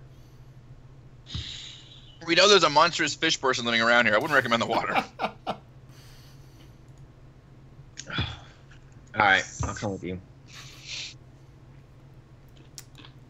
Okay, so Bryce's, Kazin, and Halfred, you're all attempting to pose as nobles or rich folk of some sort, and Tim is your bodyguard manservant. That's right. And Kemed too. I mean, he's with us. So. Kemed is with you also. Kazin, you did mention at some point looking like or attempting to sort of like one of like a target. Yes. A young 20-something, which is kind of what you already look like. You're already a young half-elf person, but you can change to look more like that if you want. A little bit. I don't know. Yeah. I was thinking I could even try and assume one of those identities with like disguise self or something, but if it's indeed like a big enough place where they wouldn't actually recognize the person, then I guess I wouldn't have to actually use the spell. But I could do that. You don't know what the other two look like. You know what Artin looks like. Why don't you just pretend to be Artin? No, that's gonna be weird. They already took Artin. Yeah, but they're not expecting him to be back. I suppose not. I want to act like I want them to target us. I want to act like the next victim, not Artin, but like the fourth one that would be abducted. So that's why I was trying to figure out who the type of person that would be targeted and assume that identity. Yeah. Hold on, just a second. I'll give you a name. Oh boy. Yeah, I need to add a sign that says I'm a pretty boy with mommy issues. Kidnap me. Kmed recommends a man named Armand Lyman. He says That's a pretty douchey name. I'll take it. He says he's a young blonde man, pretty much as generic white boy as you can get here in Yartar. I like how you think, Ahmed. Is he human? He is. All right. Kazin will use a little bit of disguised self to look that way. Mask his ears and okay, make him look more human without changing his features too much. All right. Corinne, I'm going to give you a little symbol just so we know that you're invisible. The melting eye. All right. All right, so you guys are approaching? Do we have a plan for how this is going to go down? Or are we just trying to see what's happening and play it by ear? I got a plan. Okay. We'll see if it works, but I got a plan. I'm not going to share it with The you. plan only works if you tell us.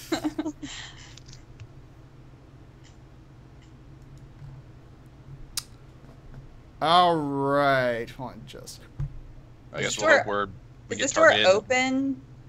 This front door? This is not, let's see.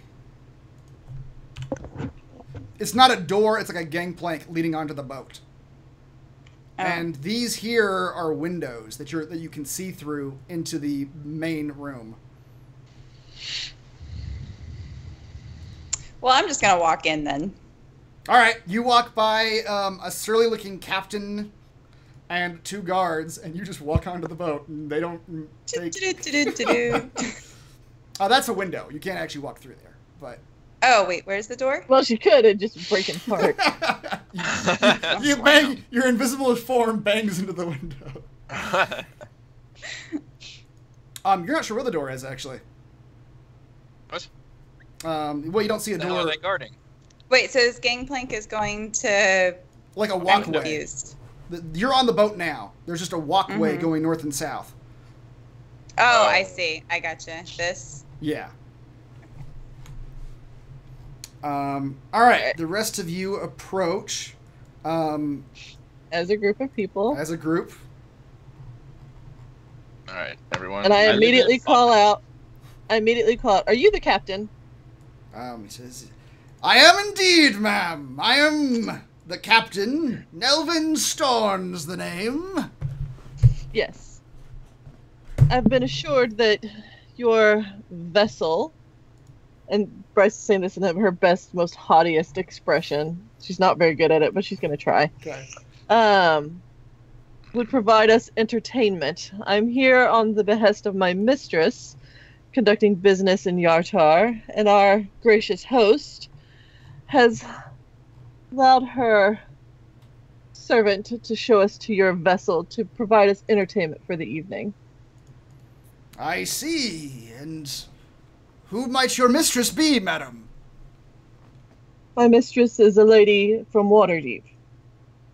I see. Well, we certainly would welcome any of your stature who wish to gamble here. My companions and I will require a guide to show us around. Roll a persuasion, or no, roll a deception check. Shit. Bryce's. Okay. Oh. He's like, I'm gonna use my point of inspiration to see if I can roll it better. okay, sure. I don't think an 11. You rolled a 4. You have a plus I do. 7. I do. Oh man. Ah, crap. Alright. And then a 3. Well, okay. He looks at you and says, I don't know of any nobles that carry themselves the way you do. Servants. What do you say, Alfred? I have 100 servants. Do you now? Kazin will name drop. What name did you give him? Arnhem something? Armand Lyman, which is who All you're... right. Yeah. Captain, is Armand Lynham on your list of acceptable? Does he have like a list? Or He does. He has a list. Right.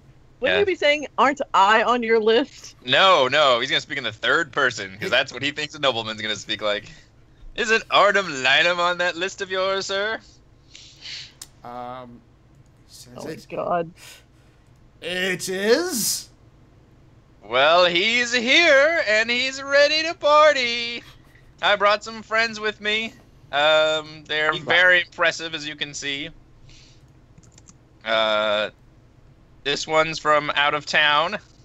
So finally I can prove to my friends that my out-of-town girlfriend does in fact exist. Roll a deception check, Kazin. Bryce contemplates throwing a fireball at Kazin.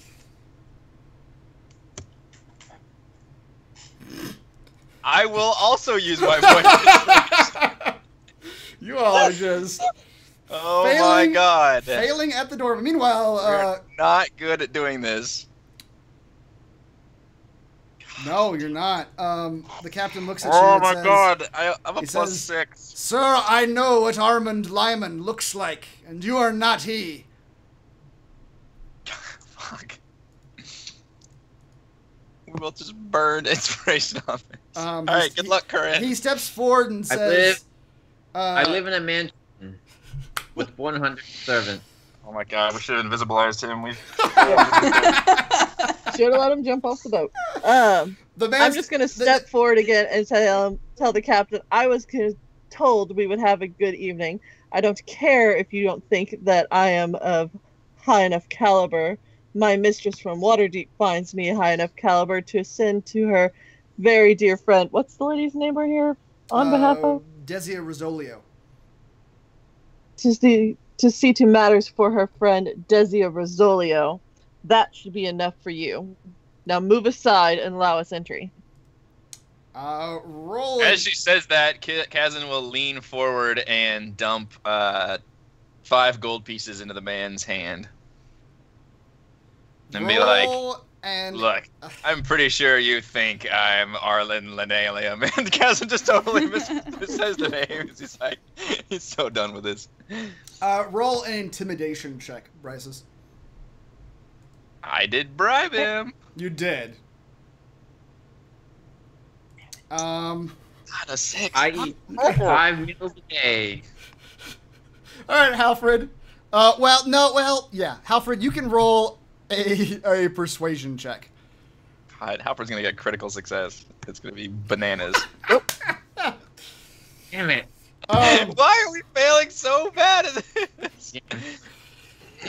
+6. Price is a +7. We cannot get past I the door, should have man. gone invisible with Corinne.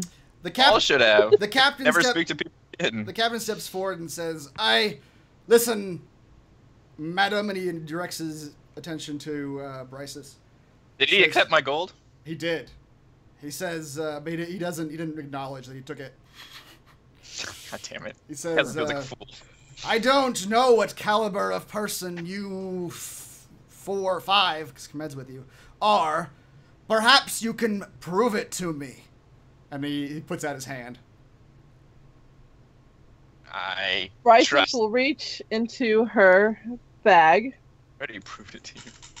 and I will remove one immaculate pearl and place it into his hand. Okay. You place That's a nuclear option. You place the pearl in the man's hand, and he looks at it for a second, and then clenches his fist. And he says, Jerome, show these folks around! And he waves you all through. Kazin's in a foul mood now. Bryce will Meanwhile, just look at the captain and say, I'm glad we could come to an agreement. Meanwhile, Corinne, you're just walking around the deck freely. You Yep. see in front of you some wide double door in front of you, which you could open if you wanted to. I could, but I also don't want to draw attention to myself, seeing as I'm still invisible. That's true. So I'm just going to wait for these guys to come open the door for me. All right. I suppose. We find Corinne and she's just laughing her ass off in a corner because she watched that whole thing. And Yep. You guys are no good at this. Meanwhile, a ship's guard is leading you all to the south. Over this is either going to go really well or really bad here in a second. It's already gotten pretty bad. And he pushes open the double doors. I'm going to slip in behind as he does that. All right, you slip in. Before you see a grand casino room. There's 9 The tables. goose! 9 tables where people are playing various games of cards and a game that looks a little bit like blackjack, but they're using dice. There's one game that looks a little bit like blackjack except with dice. And there's another game that looks like a little bit like chess with little pieces that they're moving around a smaller board. And people are throwing bets around. These games look like they require intelligence checks. Let's see. You guess the blackjack version probably doesn't. The chess-looking game probably does. All right. Because it is a Kaz's chess. not going near the chess game, It unfortunately. is a chess-like game. Yeah. As you enter, you see on a pedestal a very gaudy statue of a golden goose that looks like it's been painted gold, or a goose that's been painted gold. Also, as you enter, a stern-looking woman approaches and says, "Welcome to the Grand Dame. May I take your funds and give you your goose chips, please?" Our fun bucks, yay! If you ask her, she explains that no money passes hands at the Grand Dame. You give her your money, and for every 10 gold you give her, you get 1 golden goose token. Whoa, that's a terrible ratio. And those are what's used to make bets. And at the end of the evening, you can turn in your chips as they were to get funds back. So kind of like at a casino. Kind of like at a casino. Yep. Bryce just instantly hands over the 100 gold that we got from. Wow. All right, you are given 10 golden goose chips. I'll do 30 for 3. Okay. Look at you in disgust. Hey, when in Rome, Anybody else? we gotta keep up appearances. That- They kidnap us or whatever. It seems that Bryce is taking 10 coins and you taking 3 seems to be well enough to like keep up the appearance of people who have come there to gamble. Certainly. Okay. Mhm. Bryce says, I have an amazing idea. Okay, so Bryce, we can Bryce, you hear an invisible voice whispering in your ear. No. Hi. I actually can whisper though. Okay. There we go. I do have a message. Yes. And I'm going to whisper to Bryce's that we can totally cheat because I can just stand behind someone playing blackjack or whatever, look at their cards, Amazing. and whisper to her what they have. That's amazing. Yep. Bryces is immediately a fan of this and is going to start perusing the tables to find a good one. Stupid gambling den doesn't have anti-magic wards in place. Nope. All right. Some of the mission objectives are lost. This is the real use of magic in this world. Cheating on cards. Kazin will sit down at the blackjack dice table, I guess. All right. Minimum bet is 1 golden goose. The way this, is there any... No, sorry, go ahead. The way this game works is each player rolls 1d6 plus 1d4 in the open. Then the dealer will roll 1d6 in the open and 1d4, or the players, you roll 1d6 and a 1d4. Then the dealer will roll a 1d6 in the open and a 1d4 behind a screen. And then you can choose to roll 1d4s until you don't want to anymore. If you exceed 10, you lose. You exceed 10? Yes.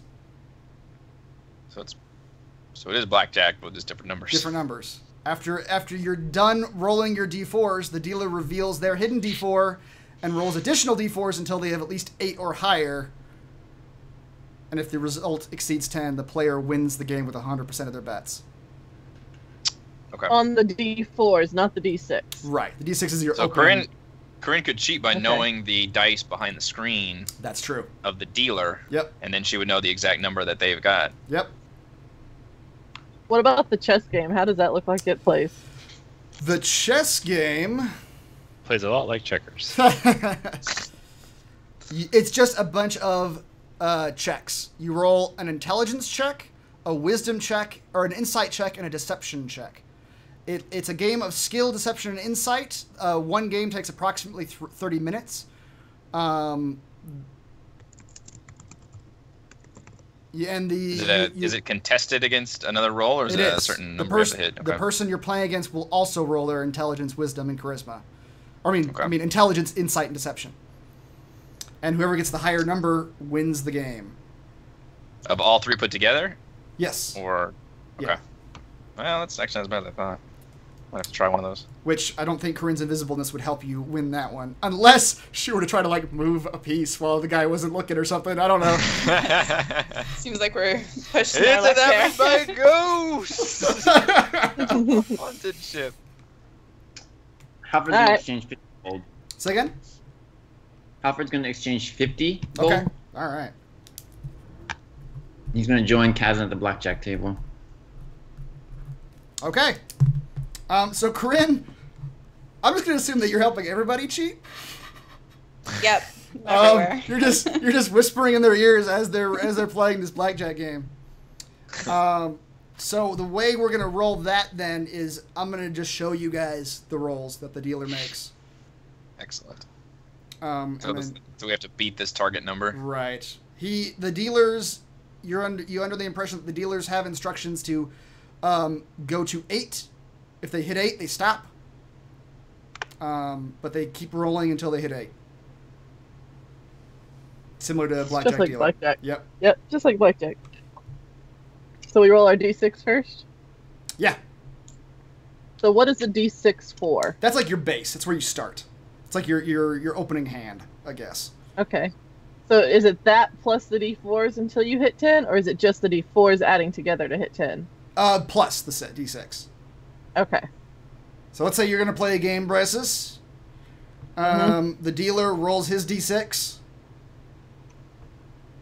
All right, the dealer rolls his D4 behind a screen, which Corinne will whisper to you.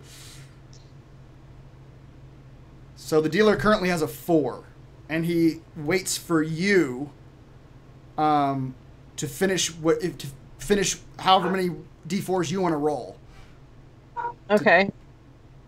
And then if you get 10, that's like you're done. 21.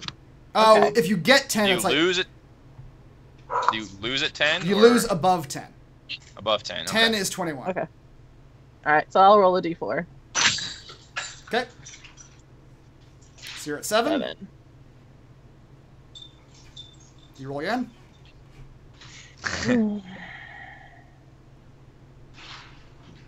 No, I'll You didn't say how much 7. bet. All right, you stay at 7. The dealer has 4, You didn't say how much you bet. and stops. It's It's one. one bet. Yeah. So Bryce's, you lose. That's alright. All right. Anybody else want to try their hand? Yeah, I'll do one. All right. While we're doing this, I'm also looking around and trying to like case the joint and seeing Sure. if there's any interesting people. Okay. Only 1-on-1?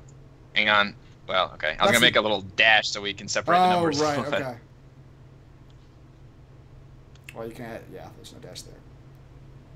He rolls a 3 that's visible to you, and then he rolls a 4 behind his screen. You need to. Wait, I rolled it twice? Why'd I do that? No, you'd roll a 3 and then a 4. Oh, you're right. No, you're fine, because that 1d4 was for mine. Yep. The first one. That's why Eric wanted to add a dash. Yep. Can I play at the same time? Or is that too confusing? It's gonna be too confusing for So- me. I'll do one more. 'Kay. I'm at 5. You're at I'm at 6. 6. The So I'll do dealer, one yeah, more. the dealer's currently sitting at 7.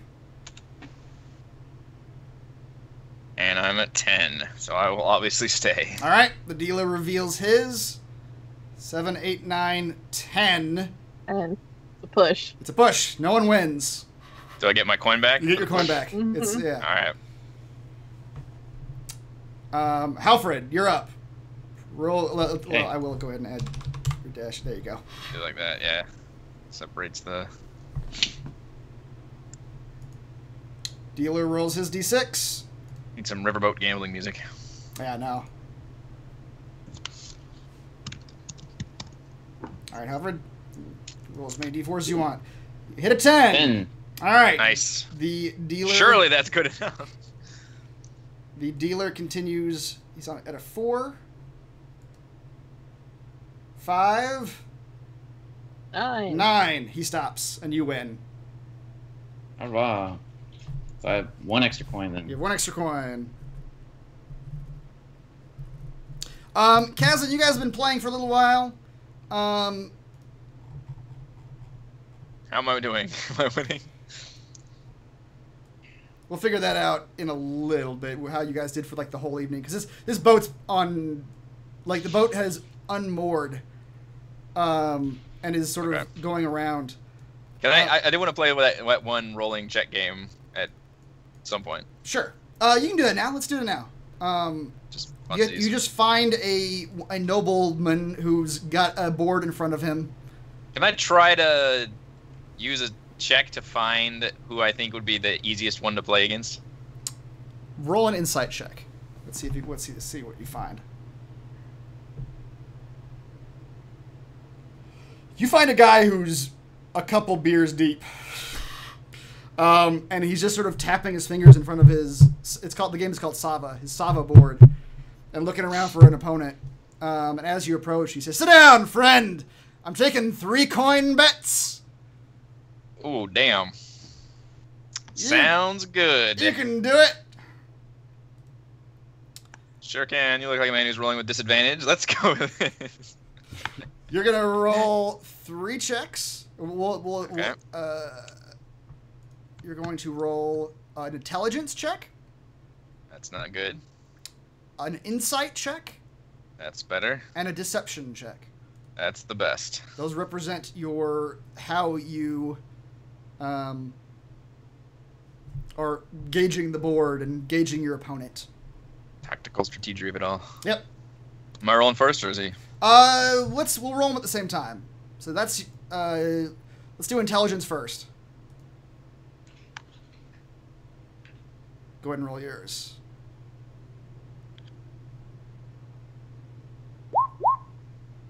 All right, you make some moves. The man says, I see what you're doing there. That's a classic maneuver.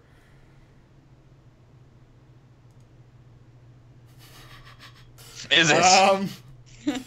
He doesn't actually know what you're doing. You played right into my hands, fool. Roll Captured your whatchamacallits. roll your insight check. Trying to stare at this guy, like, The man. I think I picked him out for a good reason. I don't remember what that reason was. The man looks at you through blurry eyes and says, You're pushing too hard. Pushing your men out. I see what you're doing. Oh, wow. Oh, God. He had disadvantage and got rolled. Yes, he did. That's insane. Rolled 18 and 20. Yep. That's going to hurt. And finally, roll your deception check, please. Yes. Man, The feint always gets him. You can't hide your moves from me, son. Oh, man, it's going to be close. It's very close. I got to pull up a calculator to figure it out. So many numbers. Chris got 38. Eric got 12, 22, 45. Wow. Yes. All right. You put your final piece into place and knock I needed the his disadvantage. piece over. Yeah. The man slams his fist on the table and says, "Damn, I thought I had you. Maybe next time." Good game, friend. You take your extra 3, which brings you to 6 currently. Kazin, you glance behind you, and you see walking through the front door of the casino a young man, and on his arm is a woman that you recognize. Shit. You recognize her immediately as Italia, the woman you used to know back at the Mind's Eye. She is wearing the same purple dress that you saw in Artin's vision. And she's on the arm of this young man, whispering in his ear, laughing at his jokes, and leading him to a table. She doesn't take any notice of you. You don't look like yourself right now anyway. But she doesn't seem to notice you at all. She goes to the back here. It's like a rack focus. Yep. So now she's just sitting next to this young man as he's playing a game.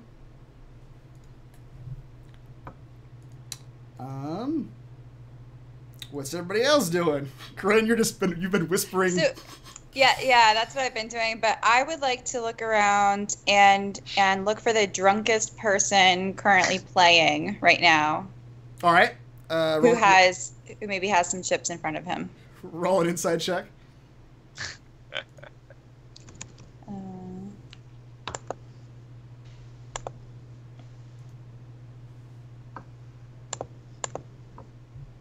Did that not roll? I think I'm having issues rolling. I don't know why that's not working. No? Okay. Weird. I can try to get in there and roll for you. Yeah, I think I keep getting like notices about my connection not being great, so I guess really? it's not. Okay. I guess that's why. Hold on. I had it up a second ago and I was clicking on it and it just I wasn't. will go ahead and roll your insight check. The best you see is the drunk guy that Kazin was playing with. Because you saw Kazin target him directly. Because he was a few beers deep. You don't see anybody drunker than him, but he does look a little under. Getting less coins now. Yeah. Okay, so I want to just sneak up behind him, and when he's maybe a little distracted or when he's taking a drink, just reach forward and just kind of like slip a couple of chips off the table. Sure. I'm going to say that you're doing this while Kazin is playing him. So as Kazin is beating the man has a pile of chips in front of him. Roll a sleight of hand check with advantage. I will. Okay. I don't know if you want. Let me see if I can roll now. I just reloaded the thing. There we go. Nice. You slip in while he's slamming the table and yelling at Kazin about winning. You slip in and just slide 4 golden goose chips into your hand, and they become invisible as you do. Excellent. Done and done. Okay. At this point, Kazin will half-heartedly walk around and attempt to play, but all his attention and focus is glancing at her. Okay. You see her just sort of chatting the guy up, getting him drinks. That's I don't recognize this guy at all. No, he's just a young man. But he looks like a young nobleman. He does. All right. Kamed, by the way, has just been standing in the back, sort of along with a couple other manservants, just watching all this. I'm gonna go ahead and call him over with my awakened mind. Be like, you probably don't know that I can do this, but He this does is not. Kazin here. Yeah. I'm gonna say, don't be alarmed, Kazin here. Do you recognize that man with the woman? Nod your head or shake your head. He looks around and assumes by woman you're talking about the very beautiful, woman, the very beautiful woman in the large blue, purple dress, and he just suddenly nods his head yes. All right. Kazin will finish his game and get up and go talk to Kamed for a second, acting like he needs to get something for his manservant or something. All right. As you approach, the Kamed says, the man's name is Carl Updike. A member of not a noble family, but a rich one in town, well respected. That woman is involved in this somehow. I know she is. Do you know her? Do you recognize that woman? I have heard of her. Lady Italia has been in town a few weeks. Lady Italia, is it now? It is, at least as far as I know, sir.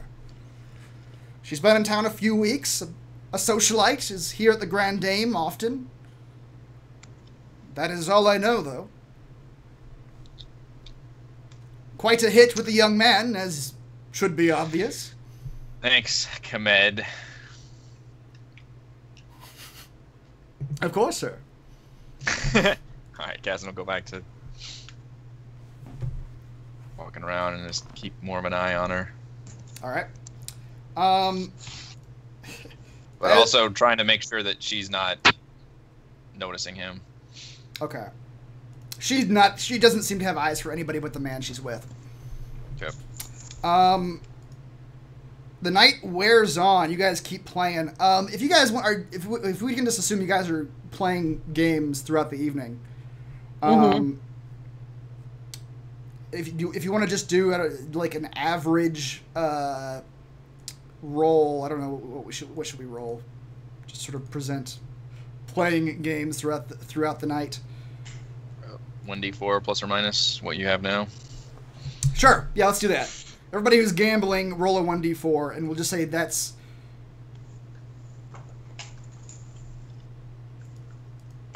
Well, roll a 1d4, and if you get a 1 or a 2, you lost. Well, that didn't seem fair. Let's just say that... Let's just say that over the course of the evening, you guys are able to win more than you lose. Roll a 1d4, and that's how many chips you gain over the evening. How about a 1d10 minus 5? Didn't that work out similarly? Oh, that actually could work out. Well, you guys are better. You guys are using the advantages that you have, Corinne being invisible. Which, by the way, Corinne, after an hour, your invisibility is going to end. I know. I was just thinking about that. How long? Yeah, how long are we gonna? I mean, I can recast. She could reapply. Yeah. You could just go to the restaurant, like find a quiet place in the ship, and then just like walk out casually. Yep. Re-invisibilize. With all the advantages that you guys are using. I'm going to say that you guys actually managed to win more than you lose. Let's do a 1d10 for each of you minus 3.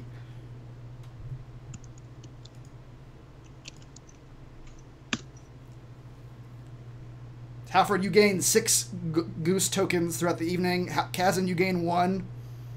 Bryces, you gain... But I already got that 3 from the one fight, right? You did. So that brings your totals to Halfred, you have 12. Kazin, you have 7. Bryces, you have 15. And Corinne, assume if we're gonna assume you're on the lookout for another target.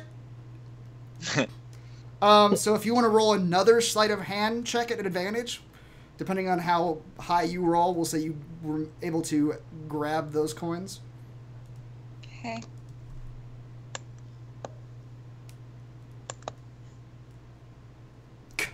Damn. All right, 20. you were able to collect through a few people. You're able to collect 10 additional golden goose tokens over the course of the evening, which brings your total to 14. 14 that you were holding. The sun breaks. You guys have all been up all night doing this. Oh my gosh. The ship begins to dock and people begin to leave. People begin exchanging their ships with Pao Ming. Do we see anybody wearing the jewelry or anything? No. The woman that Kazin identified as Italia, that he knows, has been on the arm of this young man all evening. But she does not seem to be wearing the jewelry that you are aware of as being the R with the emeralds. And Kamed's just been standing stoically in the corner almost all night. So there's nothing suspicious going on here so far. So far, it just seems like she is very attached to this young man.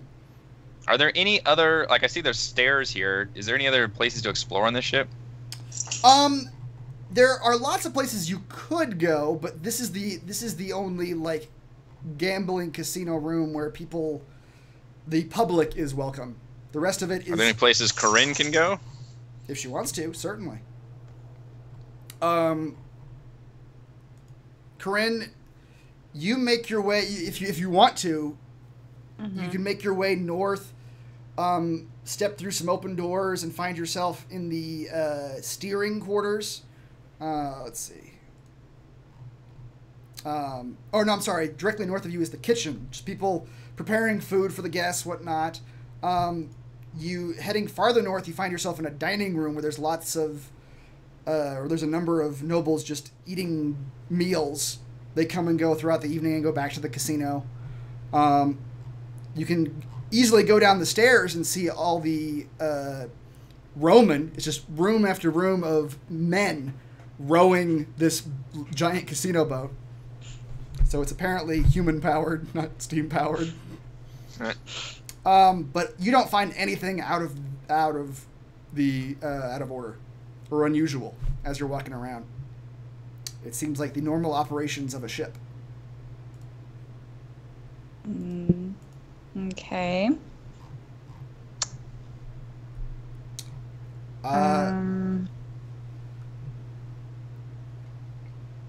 I guess, let's see.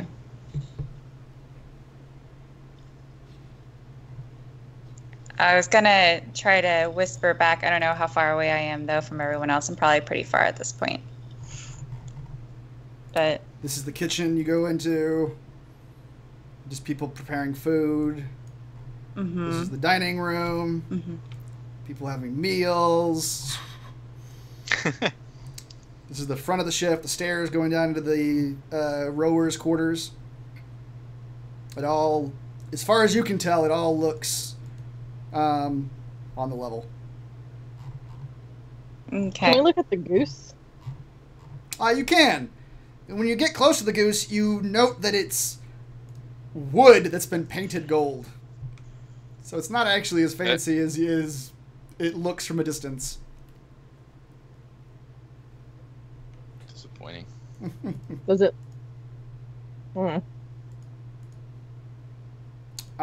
As the sun comes up and the ship starts approaching the dock, people start cashing out. They start giving their chips to Pao Ming, and she starts her and a couple assistants start handing out money to people as they're getting off the ship.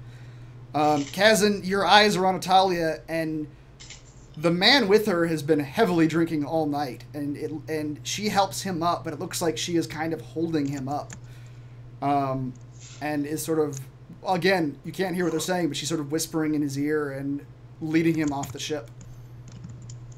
I will turn in my coins and immediately follow them and tell everybody that we need to follow the woman and the man, because I saw the woman in Rizzolio's mind. She is involved in this, and I fear that man is going to be the next target.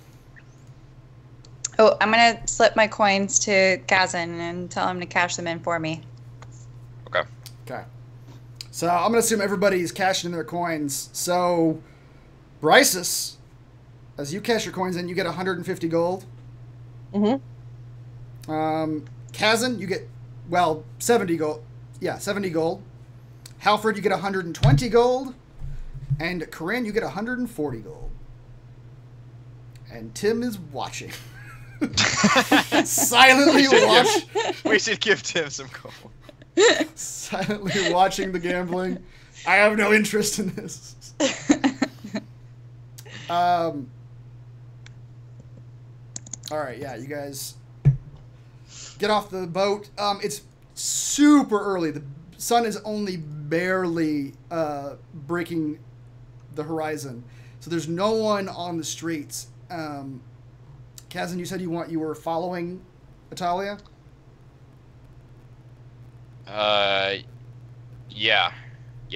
We're all following. I've told Kamed. I don't know if he wants to keep following us or what, but I'm saying this might get dangerous. I don't know where they're going, but we need to follow them because I think they're going to lead us to the problem. Okay. And we're keeping a pretty healthy distance, trying to just stay just close enough where I can still see where they are, but far enough away to hopefully not be detected. Okay. That was an accident. Okay. You still sense the Marrow, same place. No, this is different. It's for tracking favorite enemies. Can we use it somehow to just help us in following these people without being detected? Track your favorite enemy, intelligence, recall information. These aren't your favorite enemies, but I'm gonna say you're able to pretty easily keep. I mean, you're following them through city streets, so you're able to keep around corners and stuff. And the streets, and the streets are empty enough to where you can pretty easily follow them. You follow her, and as you're following her, let's say you're in the docks here. You follow her around a couple corners, and she leads him close to where the Yartar temple was, and then turns south. And she turns a corner, and when you guys all get to the corner she was at, you glance down around that corner, and you just see an alley. And at the end of that alley is an open sewer grate. It's barking. That is barking. Kazin will rush forward down there and semi-quietly leap down into the sewer. Alfred said, wait. Too late then. I've already jumped. Okay. Hold on a second. I need to gather up all your tokens. I want to lose her. He was going to say this could be a trap, seeing as she left the grate open.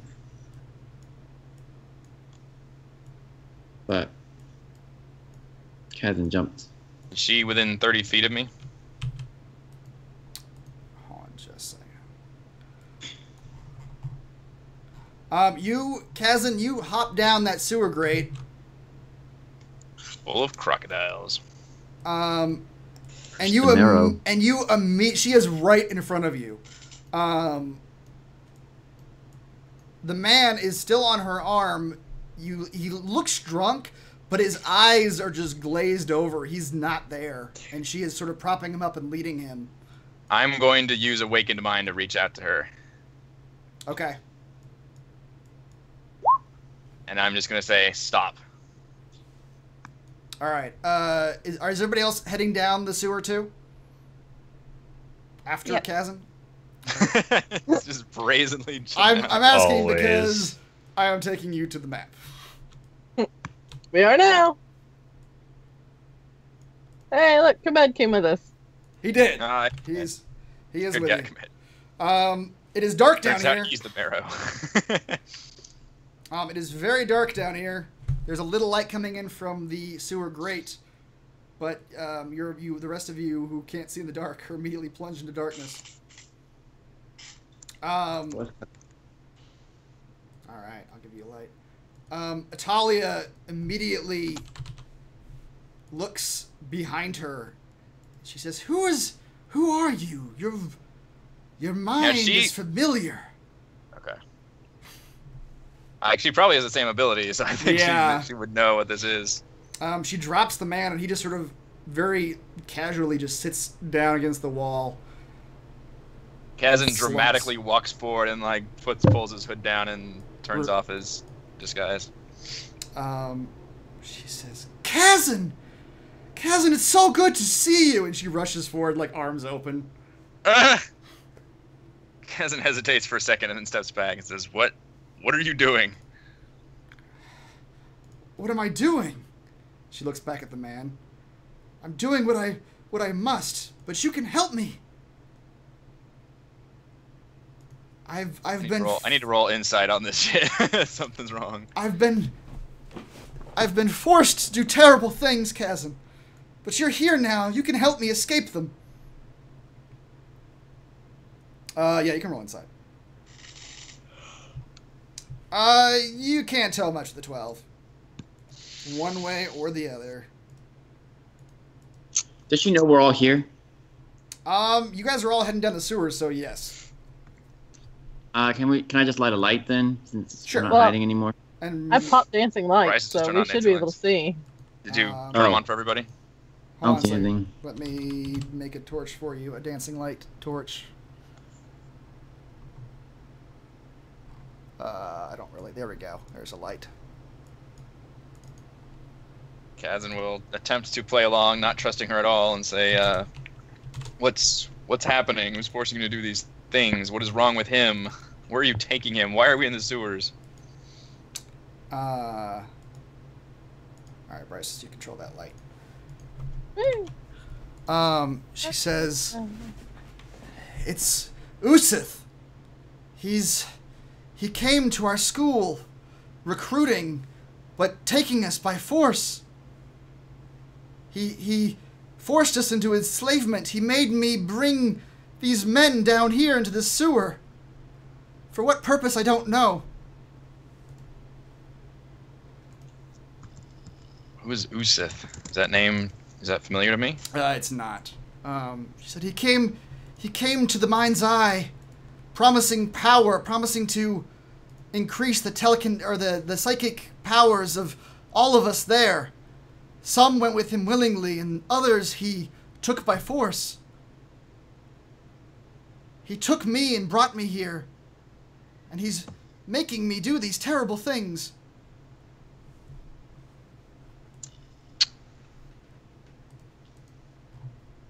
Kaz is going to cast Detect Thoughts on her. Okay. He's going to say, I see, and he's going to reach out. Which I get to initially learn the surface thoughts of the target, what is most on its mind in that moment. And then as an action, I can probe deeper, and then the target can make a wisdom saving throw. I gain insight into its reasoning, emotional state, and something that looms large in its mind. Her surface thoughts are about convincing you that what she's telling you is true. It's fear at this current situation, and her mind's racing, trying to think of ways out of this situation. Okay.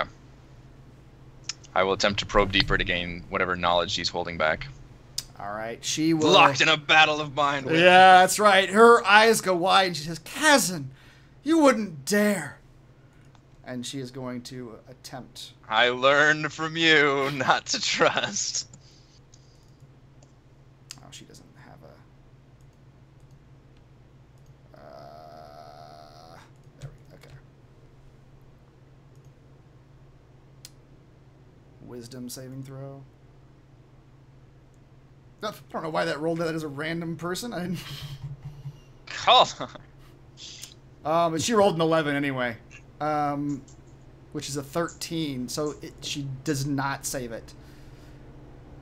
So I learn its reasoning, its emotional state, and something that looms large in its mind.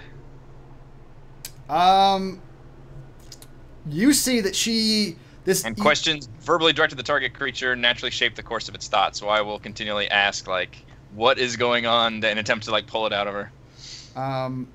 She says, Kazin, stop this. It's not safe. You don't understand. You shouldn't be in here. He won't allow you to be in here.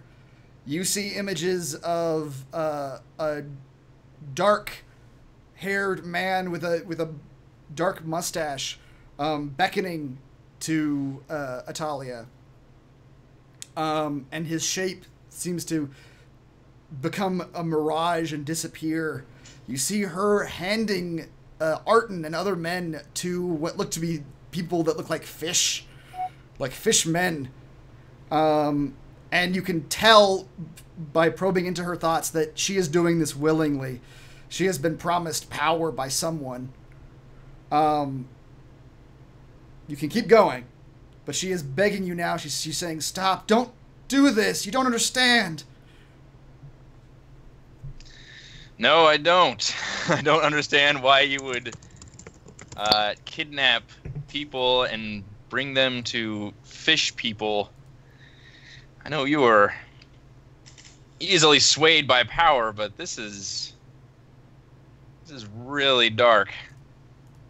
Look at this man. He can't even stand up. Did you drug him? Do you have alcohol poisoning?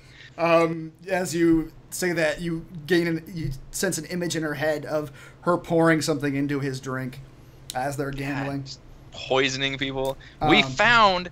Do you know what they're doing to these people? She says, it's not my place to know. I bring them to him because he asks. You don't understand the power they've promised us, Kazin. Our minds can be opened. The telepathic reach he has.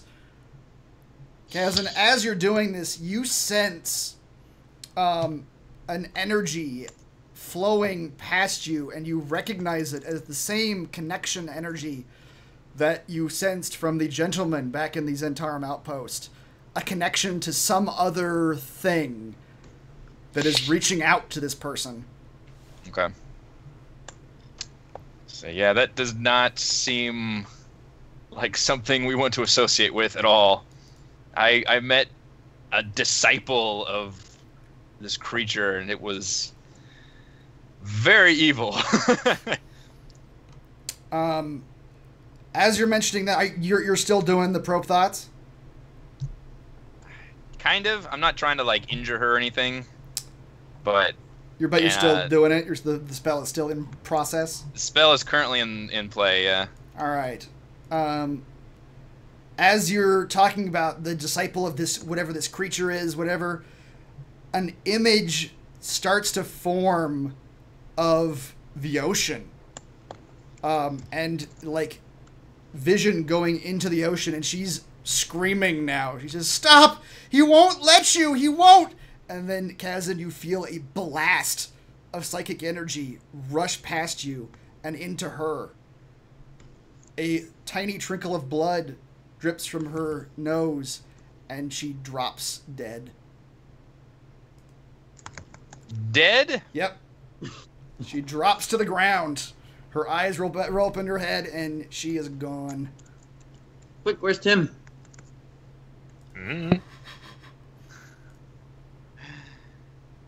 Shit. Way to Someone get her call my killed, name? Kazin. All right.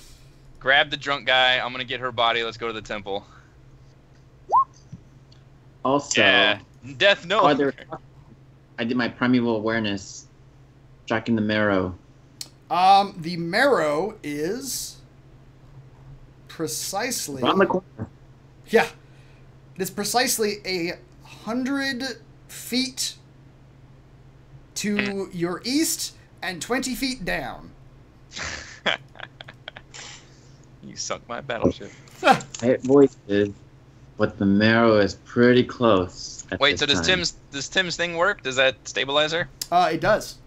You stabilize her. Okay. Tim, you do it, unconscious. and you sense that she was dead. It was a killing blow, whatever killed her. Throes of dying. But you do that, and she is now simply unconscious.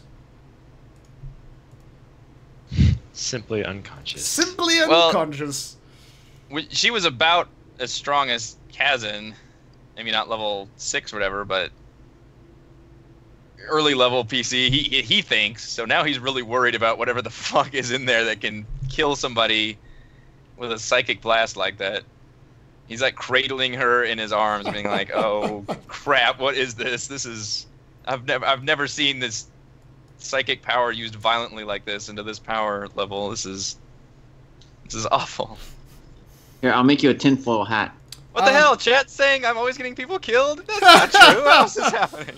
Kazin, your last moments in her mind, you sense that whatever killed her, whatever emanated that psychic blast, was whatever you were seeing far away in the ocean. There is something out there that reached out psychically and killed her. I'd be afraid if Can I I were roll you. something to know if I would know what that... If there's a creature that has that capability? Roll an Arcana check.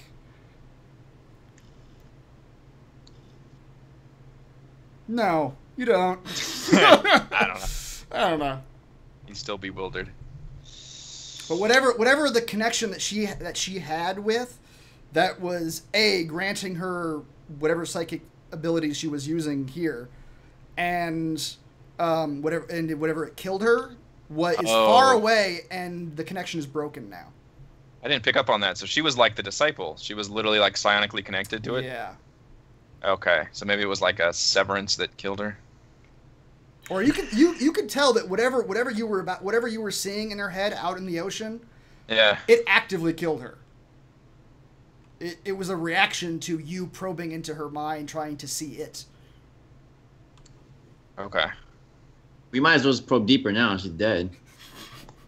I don't think that mine's active right now. Her mind Well, is not.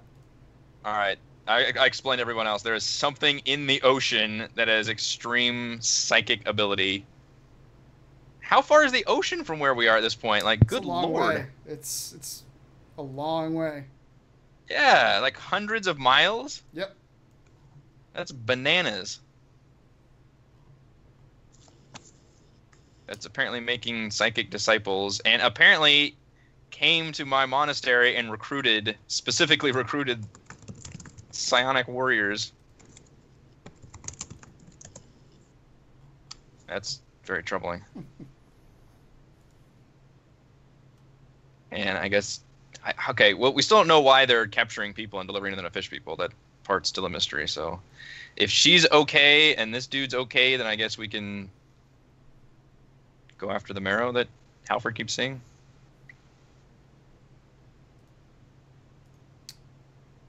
You could put her. She is unconscious, and the man is just sort of his eyes are yeah. He steps forward and says, "Yes, sir. I need you to stay here and watch these two. If any condition changes, you yell and scream and call for us. I most We've certainly got will, sir. some business to take care of." Very well. Good luck to you." As you guys head into this sewer, the vertical surfaces in the ground are grimy and slippery. It seems like it would be easy if you step off the path, to slip into this green, murky water that you see that looks decidedly unhealthy. It looks pretty gross. The sewer water is filled with refuse and garbage. The canals are 5 feet deep. The water is heavily obscuring anything in it. Bryces, you can disguise yourself, right? I have a disguise kit, yeah. Could you disguise yourself as her, as Italia? I guess, yeah. Because I could be that drunk guy. We don't know where we're going. No, we don't. But it's a plan. Verisis, where you're at, Can we tell where? Yeah, is there like a natural path somewhere? to your south, you see an encircled area that seems to be part of some sort of filtration process in the sewer, where solids are being separated from the water. It's flowing through some fine-mast nets under the gangways here. But the actual pool that you're looking at is totally obscured. You can see nothing under the water. Okay. Yeah, I guess I'll disguise myself as Italia. And I will use my Mask of Many Faces, disguise self, to turn into that drunk guy and attempt to act very drugged. All right. Be like, all right, let's figure out where we need to go and keep up appearances. Everybody stay back, turn off the lights, and let's try and get as much advantage as we can. I'll Because leave we still need the dancing light with them, but so long as I maintain a 120 feet, I think. Yeah.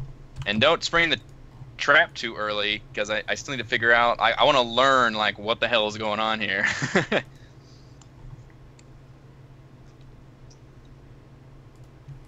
All right. So, Bryces, you look like Italia. Kazin, you look like the young man. Where do you go? The rest of you are following. I guess this way. Follow the bridge. Okay. Bryces, when you get within 5 feet of that pool, the water begins to roil and move about, and you see figures under the water moving. And Quick question. Yes. Ma gave us our weapons back, right? Let's assume he did. As you guys were Did leaving, you get the weapons? Yeah, as you guys were leaving the Golden Goose, Kamed stopped at the storage shed that he had. Good man, Kamed. Yes, He's the real MVP. A number of creatures begin emerging from the water and swimming your direction. They look like fish people. Hey, I think I found the Marrow. Nah, it's not so bad. Marrow. Found a fish person.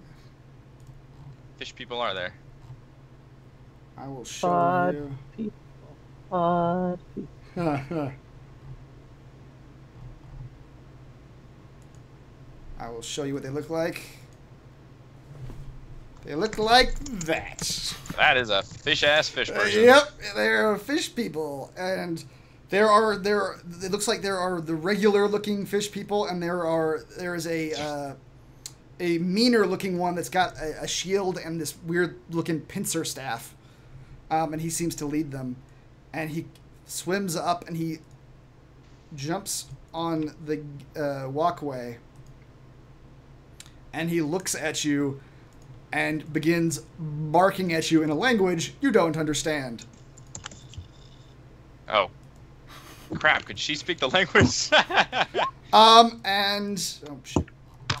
I think that's where we'll have to end it tonight. We're being interrogated by fish people you can't speak the language of. Yeah. Is it orc, elvish, giant, halfling? It is none of those. It's fish language. It's Glub, glub, glug, glug.